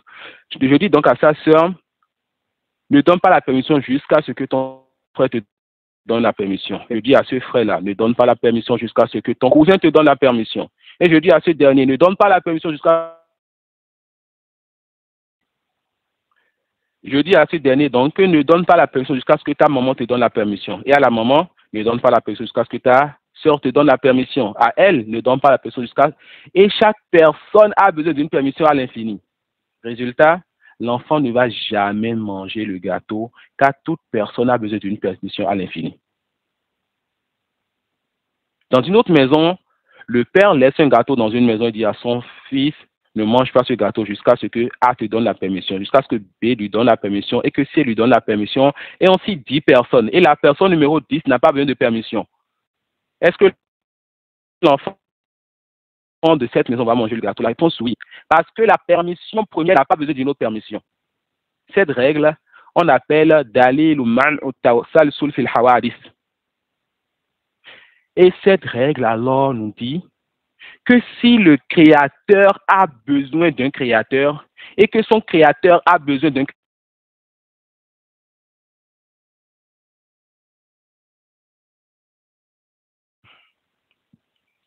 Si le créateur a besoin d'un créateur et que son créateur a besoin d'un créateur et que son créateur lui a besoin d'un créateur, il a mal à nihaya, c'est-à-dire à l'infini, chaque créateur a besoin d'un créateur. Le résultat, ce monde n'existerait pas. Parce que jamais il y aura un créateur qui va pouvoir créer, puis que chaque créateur a besoin d'un créateur à l'infini. À l'infini. L'existence de ce monde est une preuve de l'existence d'un créateur qui n'a pas besoin, lui, d'un créateur avant lui. Walam yulad, et il n'a pas été engendré. Walam yulad, et il n'a pas été engendré. Wa huwa al-awwalu alladhi la bidaya lah. Et c'est lui le premier qui n'a pas de début. Ces croyances qu'on nous enseigne, ça renseigne quoi? Ça renseigne le fait qu'Allah subhanahu wa ta'ala soit le créateur qui n'a pas besoin de géniteur ou de créateur, soit le premier qui n'a pas de début. Car s'il avait lui aussi un début ou un géniteur ou un créateur, nous ne l'aurions pas. De la même façon que l'enfant de la première maison n'allait jamais manger du gâteau. C'est une règle que la raison ne peut pas refuser. Et voilà pourquoi on trouve une catégorie des philosophes, ceux-là qui pensent qu'eux-mêmes, ils n'existent pas. Ils pensent qu'ils sont juste dans...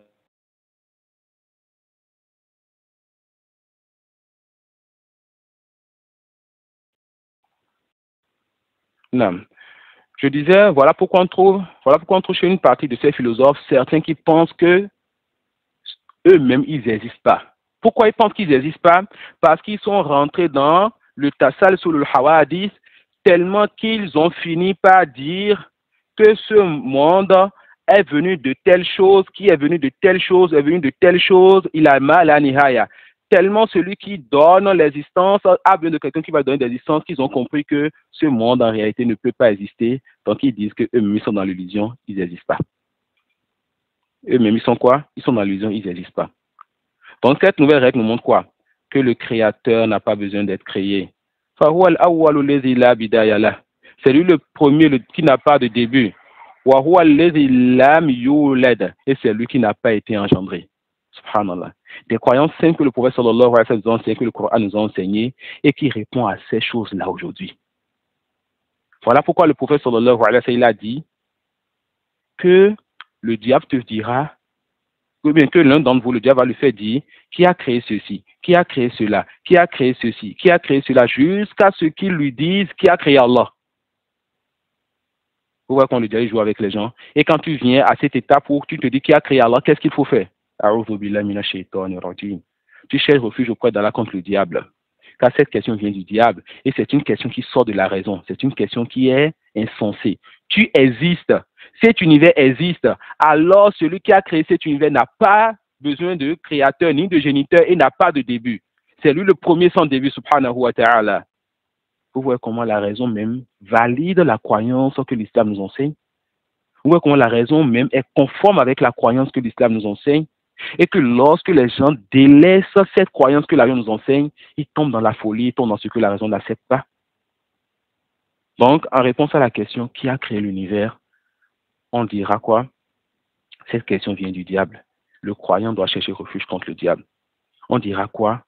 On dira la règle de Qanun Sababiyya. Si les athées nous amènent cela dans un débat, on va leur dire tout simplement, cette règle s'applique sur la chose qui est nouvelle, pas sur ce qui lui a apporté son caractère nouveau. C'est comme si on a maintenant Zayd qui rentre dans une chambre et qui allume la lumière. Maman dit qui a allumé la lumière? On répond c'est Zayd qui a allumé la lumière. Maman dit qui a allumé Zayd? Les enfants vont rire. N'est-ce pas? C'est ce que l'athée nous fait.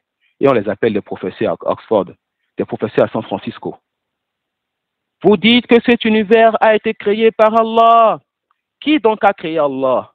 Ils vont avoir des thèses, des doctorats et être, n'est-ce pas, gradés pour ces questions qu'ils posent, subhanallah. Ils vont être gradés pour ces questions qu'ils posent, alors que c'est des questions que la raison n'accepte pas. C'est des choses que quand tu dis, on doit te mettre à l'asile, parce que ce n'est pas des choses qui sont correctes. Je rentre à la maison, ma fille a préparé à manger. Je dis, ça sent bon. Qui a préparé ce soir?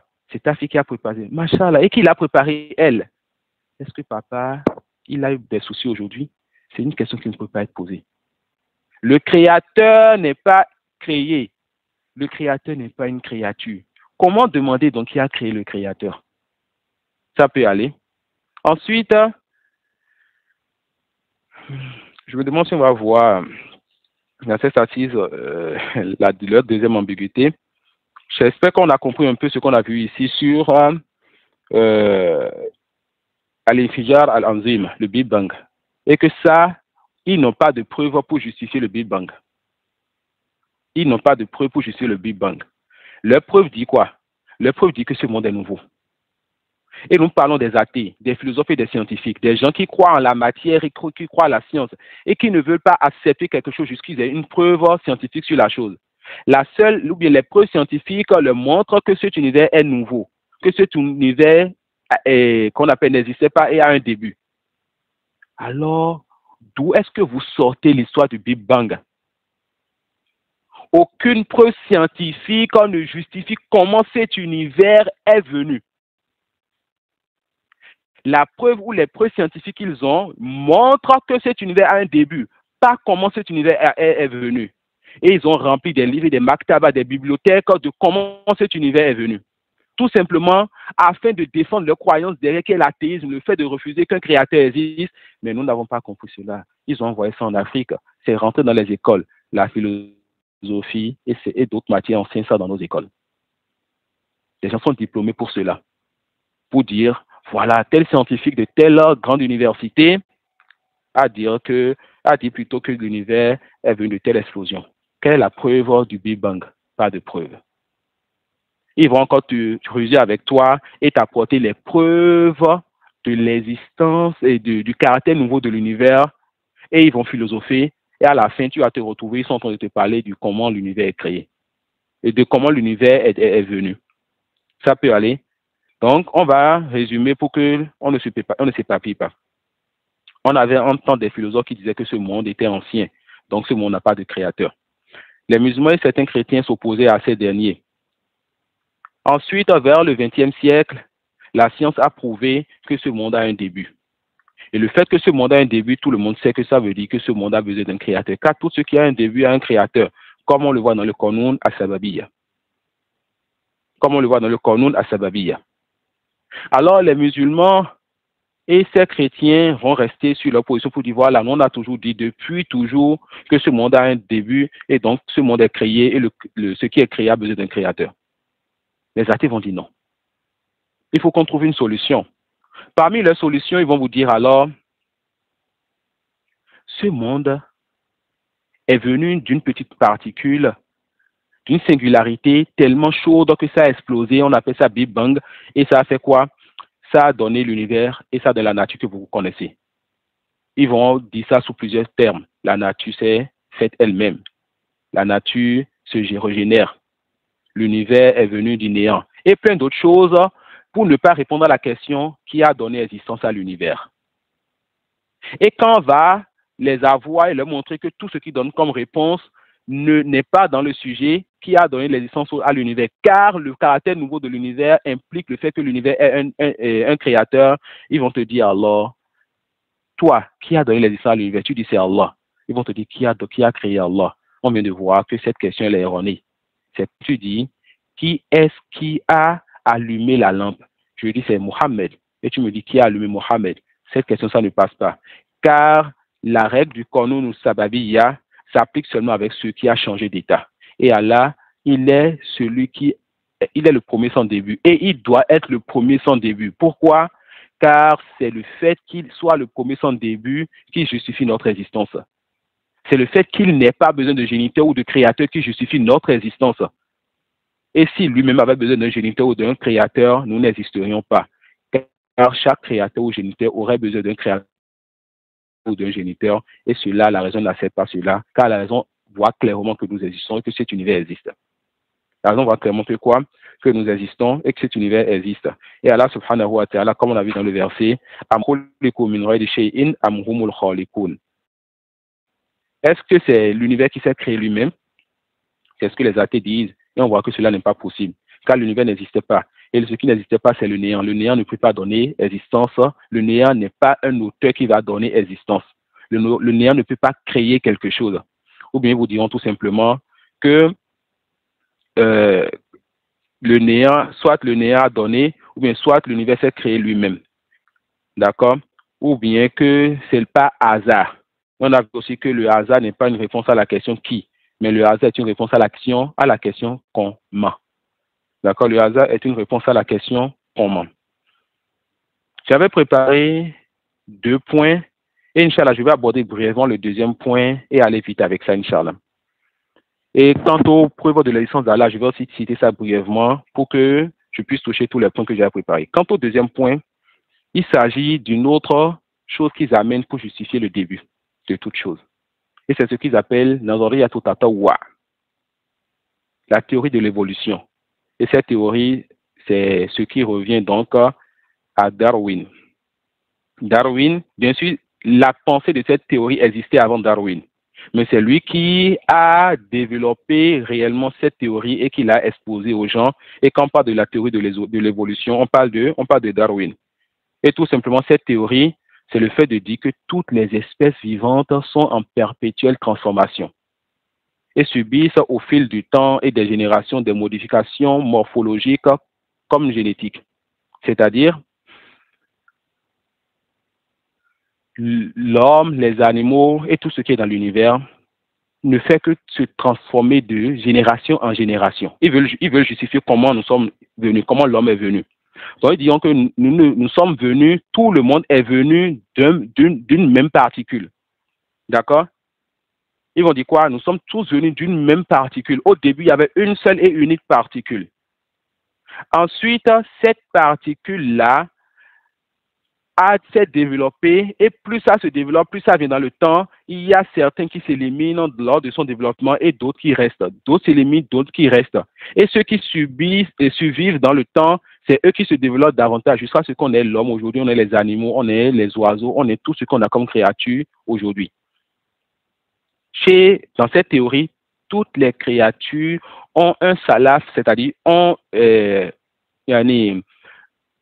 une même nature, viennent d'une même nature et qui s'est développée et qui a donné existence à toutes ces créatures. Et ils vont alors faire des conférences, écrire des livres et passer au journal afin de vous justifier cela. Comment ils vont justifier cela? Ils vont te montrer, par exemple, que l'homme a dans son ADN telle chose qui ressemble à l'ADN de telle autre créature, l'oiseau, le singe, le rat ou bien une autre créature.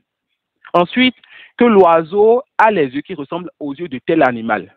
Ensuite, que l'homme a une force qui ressemble à la force de tel animal. Donc, cette ressemblance entre différentes créatures est une preuve chez eux que toutes ces créatures viennent d'une même source, c'est-à-dire d'une même particule qui s'est développée. Masha'Allah. Depuis quand la ressemblance entre plusieurs choses est une preuve que ces choses viennent d'une même source? Et quand je dis source ici, ces choses reviennent à une même nature. Je rentre dans une boutique. Je vois un sac d'une grande marque, un sac Dior en cuir par exemple. Ensuite, je vois une veste Dior en coton.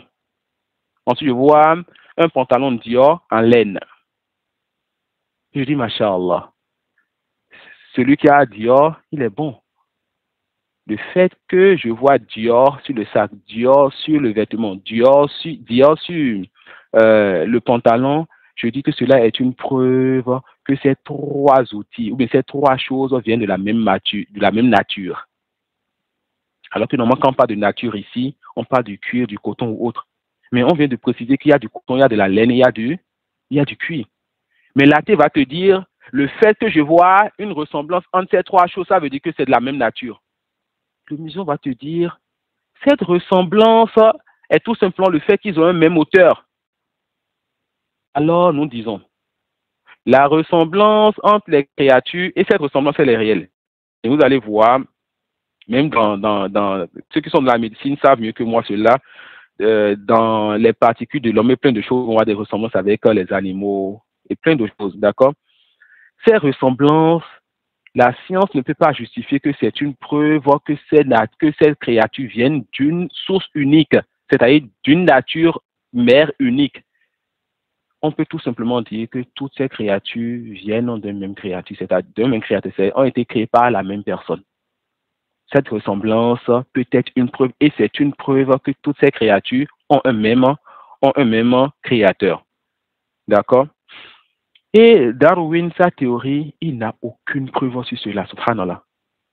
Aucune preuve. On va faire, vu le temps qu'on a appris, on va aller vite et faire tomber cette théorie juste avec une seule chose. On dit, est-ce que ce n'est pas vous qui croyez en la matière et qui dites que vous n'allez pas vous baser sur quelque chose jusqu'à ce que vous ayez une science solide et que vous ayez fait de l'expérience? Ils vont dire oui. On va vous dire alors, est-ce que vous avez vu la nature primaire d'où viennent toutes ces créatures qui se ressemblent aujourd'hui? La réponse est non. Vous avez vu les fossiles de cette nature primaire de ces sapiens? La réponse est non. Alors, vous venez de contredire vos fondements, c'est-à-dire vous venez de baser qu'on appelle toute une idéologie sur des choses sur lesquelles vous n'avez pas de preuves et vous n'avez pas pu justifier ça scientifiquement. Mais en réalité, pourquoi ils ont dépensé autant pour avoir des livres, pour faire des publicités et partager ça dans des films, des dessins animés un peu partout et mettre ça dans les écoles et un peu partout? Tout simplement parce que cette théorie est plus aimée auprès de que la théorie précédente, le Big Bang. Tout simplement parce que cette théorie fait partie des choses qu'ils vont utiliser pour refuser l'existence d'un créateur.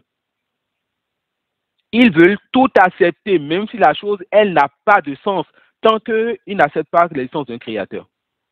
Alors vas-y. Darwin a dit ceci, ce qu'il a dit, moi je ne crois pas à ça. On n'a pas de preuves, c'est pas grave. Finançons cela pour que les gens acceptent ça dans le monde.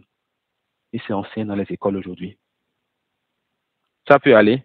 Et la réponse à cette théorie, elle est plus que ceci, mais ça c'est l'une des réponses solides qu'on peut apporter à cela. D'accord?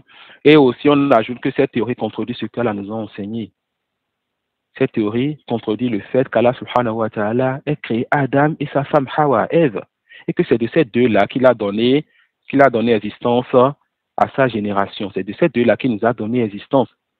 Et Allah subhanahu wa ta'ala, c'est lui qui a créé les autres créatures comme les oiseaux, les autres, mais il ne les a pas créés de Adam ni de Ève. Et Adam et Ève n'ont pas une même nature avec les autres animaux, le singe et bien d'autres choses. D'accord?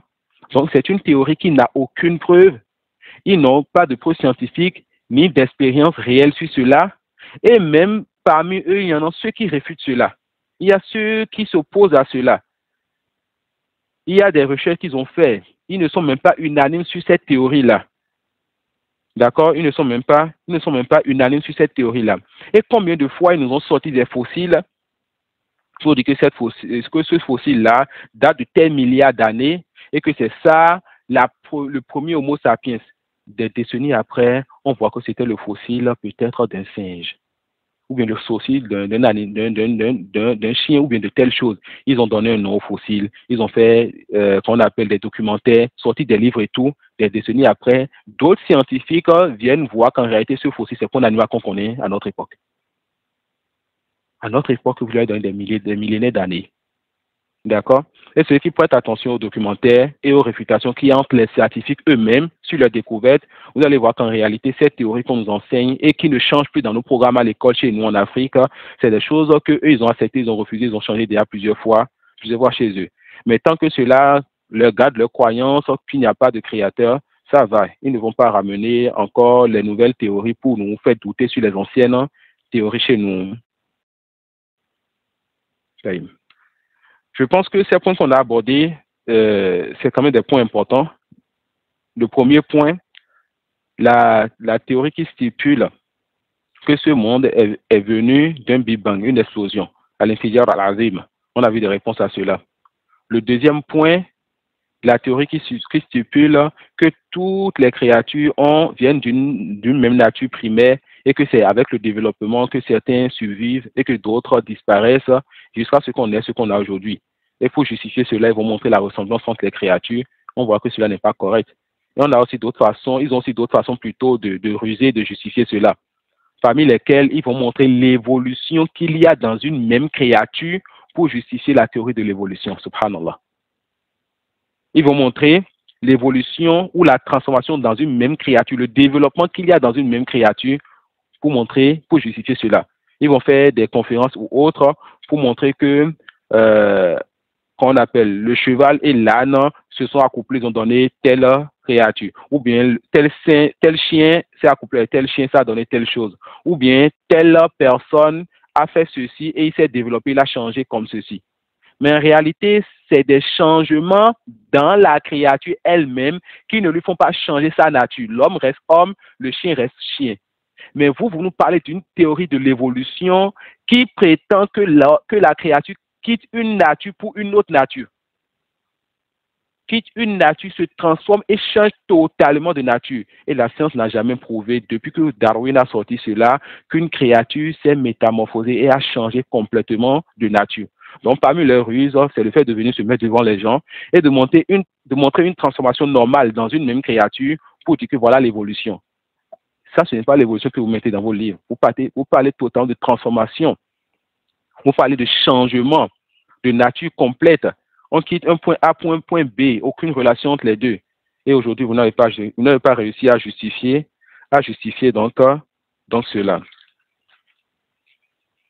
Et pour finir, on avait dit qu'on allait rappeler certaines preuves de l'existence d'Allah, comme on l'avait déjà vu dans une conférence précédente.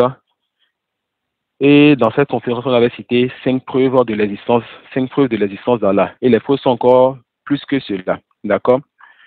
Parmi les preuves que nous allons rappeler aujourd'hui, Inch'Allah, pour compléter l'assise d'aujourd'hui, afin de montrer que le musulman, comme on l'a dit au début, a des preuves pour réfuter ce que prétendent les athées que Allah n'existe pas.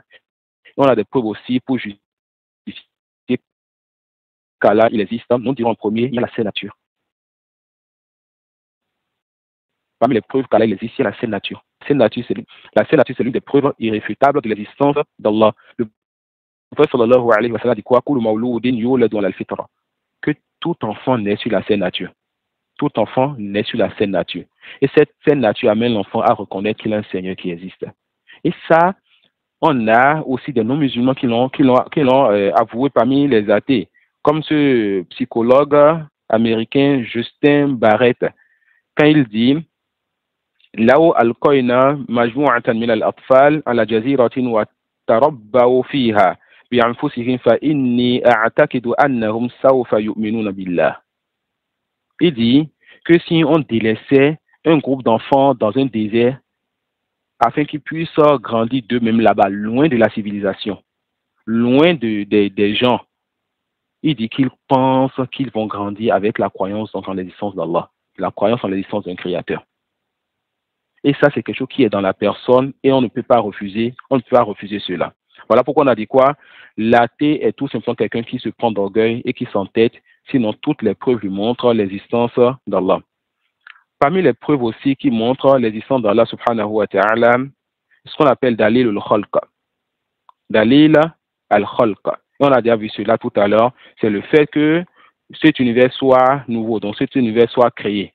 Le caractère nouveau de l'univers, ou bien la nature créée de l'univers est une preuve de l'existence d'un créateur qui lui-même n'a été créé. Mais les preuves qui montrent l'existence d'un créateur, ce qu'on appelle Dalil al-Itqan, la preuve de la perfection, le fait qu'Allah est toute chose par perfection. أفلم ينظروا إلى السماء فوقهم كيف بنيناها وزيناها وما لها من فروج. Allah subhanahu wa ta'ala dit sur cette traduction,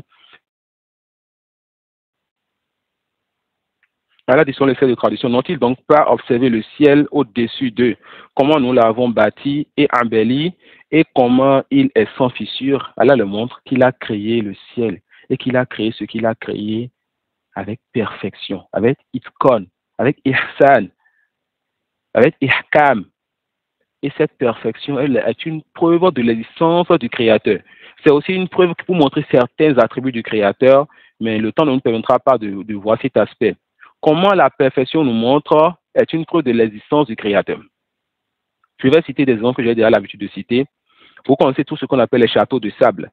Il s'agit, n'est-ce pas, du fait qu'à la plage, les enfants, mais des gens s'amusent à rassembler le sable de la mer un peu humide et ils forment des maisons ou des châteaux avec. Je vais à la plage. Je marche pendant 15 minutes au bord de la mer. Je vois que l'océan, le sable, des pierres, des arbres partaient un peu partout. Juste là, je ne me pose aucune question. Je profite du moment. Ensuite, subitement, je vois quoi? Je vois un château de sable. Je vois une construction de quelques centimètres faite avec du sable de mer. C'est beau sur la plage. Quand je vois cela, que je veuille ou pas, je vais accepter que quelqu'un est passé par là et que la personne a eu à former ce château de sable. Même si je suis seul à cet endroit, que je n'ai pas vu celui qui a fait ça, je sais que quelqu'un a fait ça. Qu'est-ce qui m'a amené à savoir que quelqu'un a fait ça? La perfection qu'il y a dedans. L'icône qu'il y a dedans. La perfection dans quelque chose est une preuve de l'existence de celui qui a donné cette perfection à cette chose. Un autre exemple que je donne souvent aussi dans ce type d'assises, je m'éloigne en campagne avec ma famille, j'ai payé un terrain, j'ai construit et on est le seul actuellement dans la zone. 2 mois après, on se lève le matin, on doit sortir, revenir en ville avec la famille, mais le matin d'abord, ma fille balaie la cour et elle a eu à balayer beaucoup de feuilles mortes qui sont tombées, des branches d'arbres, etc. Ni ma fille, ni moi, ni la famille, on s'est demandé qui est-ce qui a cassé les branches d'arbres. Là, on sait qu'on est en campagne, qu'il y a de l'arbre un peu partout et qu'il y a des bois partout. On revient de la ville 2 mois plus tard. À quelques mètres de notre maison, il y a une maison en construction avec du bois. On a vu 2 mois plus tôt du bois dans notre cour. On ne s'est posé aucune question. On est allé. Mais en revenant, forcément, on va se poser la question, papa, c'est qui notre voisin? Qui est en train de construire à côté de nous? Même si on n'a pas vu le voisin, ni ceux qui sont en train de construire, les architectes, on a juste vu la maison en bois en train d'être construite. Qu'est-ce qui nous amène à poser cette question? La perfection dans la construction de cette maison, l'ordre dans la construction de cette maison est une preuve que quelqu'un est en train d'agir là. Mais le désordre qu'il y avait dans notre maison lorsqu'on balayait 2 mois plus tard ne nous a pas mené à demander qui est-ce qui a sali notre maison. Mais l'ordre dans cette maison nous a amené à se demander c'est qui notre voisin. Alors là, on va encore revenir chez nos athées. On leur dira, quand on débat avec vous, vous dites souvent que c'est la nature qui a fait. Parmi les réponses à la question, c'est la nature qui a fait, on le dit. La nature, c'est le désordre. Ou bien on dira plutôt, la nature ne peut pas donner l'ordre, ne pas mettre de l'ordre dans quelque chose. Ou bien vous dites le Big Bang, l'explosion, c'est ça qui a fait. Depuis quand l'explosion donne et met l'ordre dans quelque chose? Ça peut aller.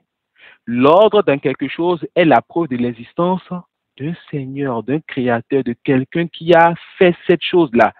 Et parmi ce que les athées vous diront aussi, ils vont vous dire, toi, comment tu peux croire en l'existence d'un Créateur que tu n'as pas vu? La réponse, de la même façon que j'ai cru en l'existence de celui qui a fait ce château de sable alors que je ne l'ai pas vu. De la même façon que j'ai cru en l'existence du maçon ou de l'architecte ou bien du voisin, même si je ne les ai pas vus. J'ai la preuve qu'ils existent, la perfection dans ce qu'ils ont laissé comme trace. Et qui peut douter de la perfection dans l'univers, de la perfection dans la création d'Allah? N'ont-ils pas vu les cieux et la terre? N'ont-ils pas vu la perfection dans ce qu'Allah a créé en eux-mêmes? N'ont-ils pas vu comment Allah a mis chaque chose à sa place? Alors, cette perfection est l'une des preuves aussi qu'Allah il existe. Et cette perfection montre aussi autre chose, au-delà de l'existence d'Allah, c'est-à-dire les attributs d'Allah. D'accord? Cette perfection, c'est aussi l'une des preuves que les gens de la Sunna utilisent pour justifier certains attributs d'Allah. Et vu le temps, si Allah le veut, on verra ça dans d'autres assises, Inch'Allah. Parmi les preuves aussi qu'Allah il existe, il y a ce qu'on appelle Dalil ou le Hidayah, la preuve de la guidée. Et ici, on ne parle pas de la guidée dans la religion. On parle de quelque chose de plus large que cela. Voyez-vous donc l'abeille, comment l'abeille construit sa maison avec perfection? Voyez-vous donc des animaux comme les oiseaux et certains poissons qui vont voyager à l'aveuglette dans l'océan ou bien dans l'espace pendant des semaines et des mois afin d'aller pondre en hiver ou bien en été dans un endroit et de revenir encore dans un autre endroit sans GPS. Qui est-ce qui guide l'abeille vers la façon de construire? Qui est-ce qui guide les fourmis dans leur ordre et dans leur façon de travailler? Qui est-ce qui a donc insufflé la guidée dans le cœur de ces poissons, de ces oiseaux, dans leur voyage, et ils savent où est-ce qu'il faut aller pondre, où est-ce qu'il faut manger dans telle période, où est-ce qu'il faut aller lorsque la période est comme ceci? Cela aussi est la preuve de l'existence d'un Seigneur qui guide celui qui a ce qu'il crée. Et Allah le dit, Sabbih isma rabbikal a'la, alladhi khalaqa fasawwa, walladhi qaddara fahada. Glorifie le nom de ton Seigneur, le très haut, celui qui a créé, celui qui a agencé harmonieusement, qui a décrété et qui a guidé. Allah, il a créé, il a décrété et c'est lui qui guide ses créatures vers ce qui leur est bénéfique. Ça peut aller. Donc, en résumé, les musulmans ont la preuve ou des preuves que leur Seigneur existe. Et ils ont des réponses scientifiques pour répondre aux athées. Mais en réalité, l'athée n'a pas de choses scientifiques si ce n'est des ruses. Jouer avec les mots, prendre des preuves et amener ça dans des sujets que la preuve là ne justifie pas.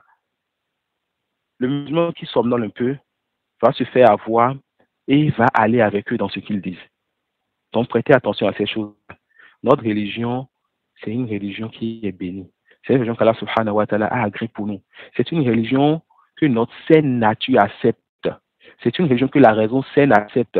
C'est une religion qui nous accorde le bonheur. C'est une religion qui nous guide vers le bien dans ce bas monde dans la vie dernière. C'est une religion, quand tu l'apprends et que tu t'accroches à cette religion, tu ne peux donc pas personne ne peut prendre le dessus sur toi dans aucun type de débat. Que ce soit un non-musulman, athée, juif, chrétien, polythéiste, féticheur, ou bien un musulman qui se veut d'un groupe innovateur. Cette religion, c'est une religion qui te donnera le dessus sur tout le monde quand tu cherches à l'étudier de ses sources. Quand tu cherches à l'étudier de ses sources. Et ce type d'assise, ce qui est voulu de ça, c'est de raffermir le cœur du musulman. Et de lui dire, oh mon frère, on te dit tous les jours, Allah dit, le prophète a dit. Mais sache que tu as raison aussi, toi qui es intelligent, toi qui es intellectuel, tu as raison aussi, accepte que c'est cette religion-là qu'il te faut. Cette raison te dit, si tu vas vers autre que cette religion, tu as fait dévier du droit chemin, ce qu'on a vu au début, al-hatta, c'est-à-dire tu t'es détourné, tu t'es dévié de la seule voie qui te mène vers ce qui est correct. Donc la raison nous justifie que l'islam est la vérité. Allah existe. C'est lui qui a tout créé. Et comme c'est lui qui a tout créé, il sait qui mérite l'adoration. Comme c'est lui seul qui a tout créé, c'est lui seul qui mérite l'adoration. Et t'a créé pour cela, il t'a donné l'ordre de l'adorer. Et c'est en l'adorant donc que tu vas avoir le bonheur et la satisfaction. Et sache que ces athées-là et ces non-musulmans qui passent leur temps à vouloir assouvir leurs plaisirs et leurs désirs et qui se refusent de la religion afin de pouvoir satisfaire leurs besoins et de goûter tout type tout type de passion, tout type de choses, sache que l'histoire et les chiffres ont montré que c'est ceux qui se suicident le plus. Ça veut dire quoi? C'est ceux qui se suicident le plus. Ils ont tellement tout essayé que la vie les dégoûte. Ils ont tellement tout essayé qu'ils ont compris qu'ils ne peuvent pas avoir le bonheur dans ces choses-là. Ces choses que certains de nos frères, de nos enfants veulent aujourd'hui. Ils ont envie de goûter aussi à une part de leur vie. Ils ont goûté, eux, à ces choses. Ils ont vu qu'ils n'ont pas eu le bonheur. Ils ont cherché plus. Ils ont cherché plus. Ils ont cherché plus. Tellement qu'ils ont vu qu'en réalité, ils n'arrivent pas à connaître ce bonheur. On te parle de gens qui sont des millionnaires en dollars, des milliardaires, des gens qui ont l'argent et l'argent ne leur a pas donné le bonheur. Des gens qui ont goûté à des passions, à des plaisirs, à des perversités, ça ne leur a pas donné le bonheur. Et après, tu vas entendre tel star, tel artiste, tel qu'on appelle millionnaire, telle personnalité s'est suicidée. Pourquoi? La réponse, parce qu'il allait chercher le bonheur là où le bonheur ne se trouve pas. Les choses halal de ce bas monde complètent le bonheur. Mais le bonheur d'abord, c'est dans la soumission à ton Seigneur. Il a créé ce monde, il a fait descendre pour toi un livre qui est la notice de ce bas monde. C'est comme quelqu'un qui va à la pharmacie parce que son enfant est malade. Tu vas prendre un médicament sans savoir comment donner ça. Prends garde, fais de l'ouverture à ton enfant. Prends garde à tuer ton enfant. On t'a mis dans ce monde, on t'a fait descendre un livre qui est le Coran, qui renferme comment tu vas vivre dans ce bas monde. Qu'est-ce qu'il faut dire, qu'est-ce qu'il faut pas dire, qu'est-ce qu'il faut faire, quand est-ce qu'il faut te lever, qu'est-ce qu'il faut faire quand tu te lèves, etc. Comment vivre. Et comme je le dis souvent, l'islam en réalité, c'est ça les SVT, la science de la vie et de la terre. Quand tu cherches cet islam de ces soucis, que tu t'accroches à cela, tu vis heureux. Toha, ma anzalna alayka al-Qur'an litashqa. Nous n'avons pas fait descendre sur toi le Coran pour que tu sois malheureux. Accroche-toi donc à ta religion, mon frère, et demande à Allah subhanahu wa ta'ala de te guider vers la science bénéfique, car ce n'est pas cette science-là que tu pourras goûter au bonheur dans ce bas monde et dans la vie dernière.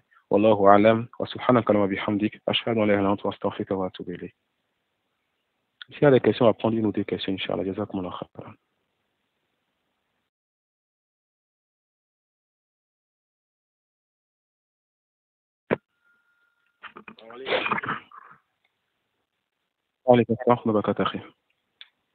Moi, je vais juste que vous rappeliez les 3 points par lesquels on reconnaît l'invisible.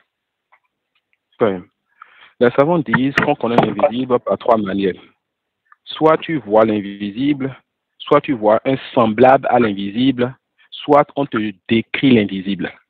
Pas autre que ces 3 manières, on n'a pas la possibilité de voir l'invisible, de connaître l'invisible. Ça peut aller. Les croyants, c'est ceux qui croient à l'invisible. Et l'invisible, c'est les 6 piliers de la foi. D'accord? Et le point de ces piliers, que tu crois en Allah. On va appliquer alors ces 3 choses. 1. Est-ce que quelqu'un a jamais vu Allah? La réponse, non. Même pas le prophète sallallahu alayhi wa sallam, il n'a pas vu Allah avec ses yeux. D'accord? Personne n'a jamais vu Allah. Donc, personne ne peut nous décrire l'invisible ou nous parler de l'invisible en disant je l'ai vu. 2. Est-ce que quelqu'un a vu un semblable à Allah?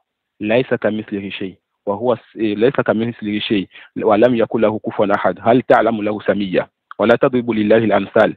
Plein de versets qui nous montrent qu'Allah subhanahu wa ta'ala n'a pas de semblable et qu'il ne faut pas comparer Allah à quelque chose car il ne ressemble à rien et rien ne lui ressemble subhanahu wa ta'ala et c'est lui qui a des attributs de perfection. Il entend, il voit, il parle. Donc personne n'a vu Allah, personne n'a vu un semblable à Allah. Qu'est-ce qui nous reste? Comme personne n'a vu un semblable à Allah, c'est que la personne ne peut pas, comme personne n'a vu Allah plutôt, la personne ne peut pas nous dire Allah est comme ça. comme personne n'a vu un semblable à Allah, la personne ne peut pas dire Allah ressemble à un tel. Alors la seule chose qui nous reste, c'est une information, c'est les informations. L'information, alors on prend ça du véridique. Et on sait que le prophète sallallahu alayhi wa sallam, c'est lui le véridique qu'Allah a rendu véridique par les miracles et les signes qu'il lui a donnés. Et comme je l'ai annoncé, Inch'Allah, Allah nous permettra de faire une assise sur Dala et Nubuwa, les preuves de la prophétie. D'accord? Donc, lorsque le prophète sallallahu alayhi wa sallam vient et nous dit que notre Seigneur descend chaque soir, nous allons dire alors, notre Seigneur descend.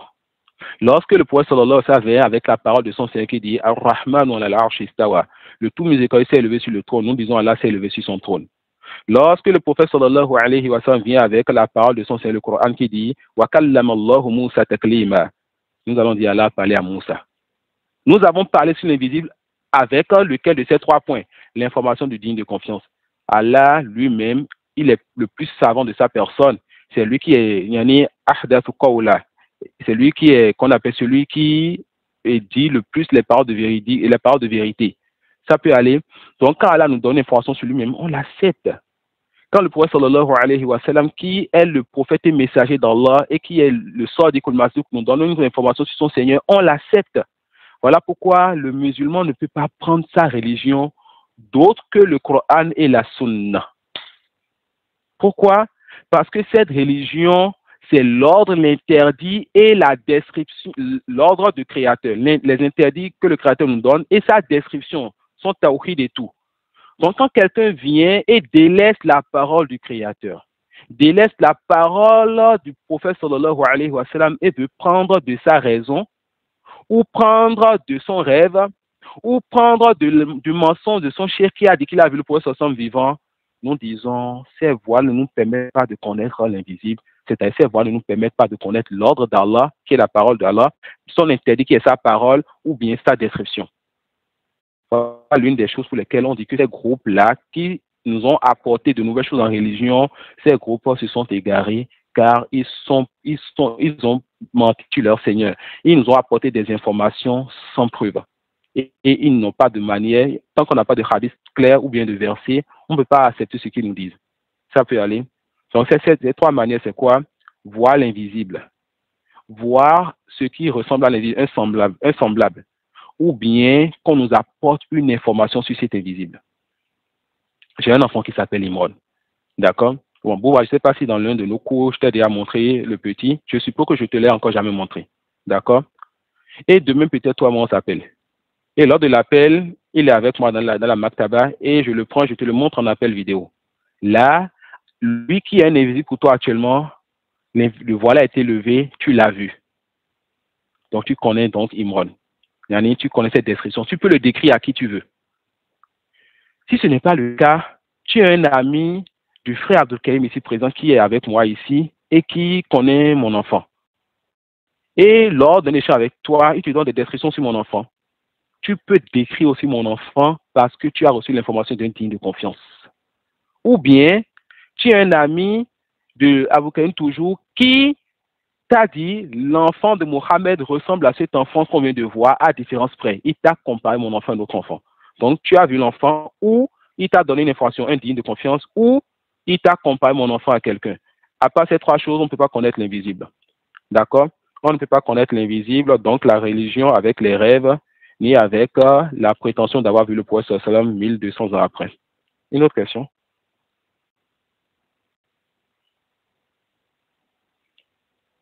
Alhamdulillah. S'il n'y a pas de questions, on va s'arrêter sur ça, Inch'Allah. Jazakumullah khairan. Subhanaka wa bihamdik. Ashhadu an la ilaha illa anta astaghfiruka wa atubu ilayk. Abou Bakr, tu as eu satisfaction de la réponse? Oui. Alhamdulillah. Salam alaikum.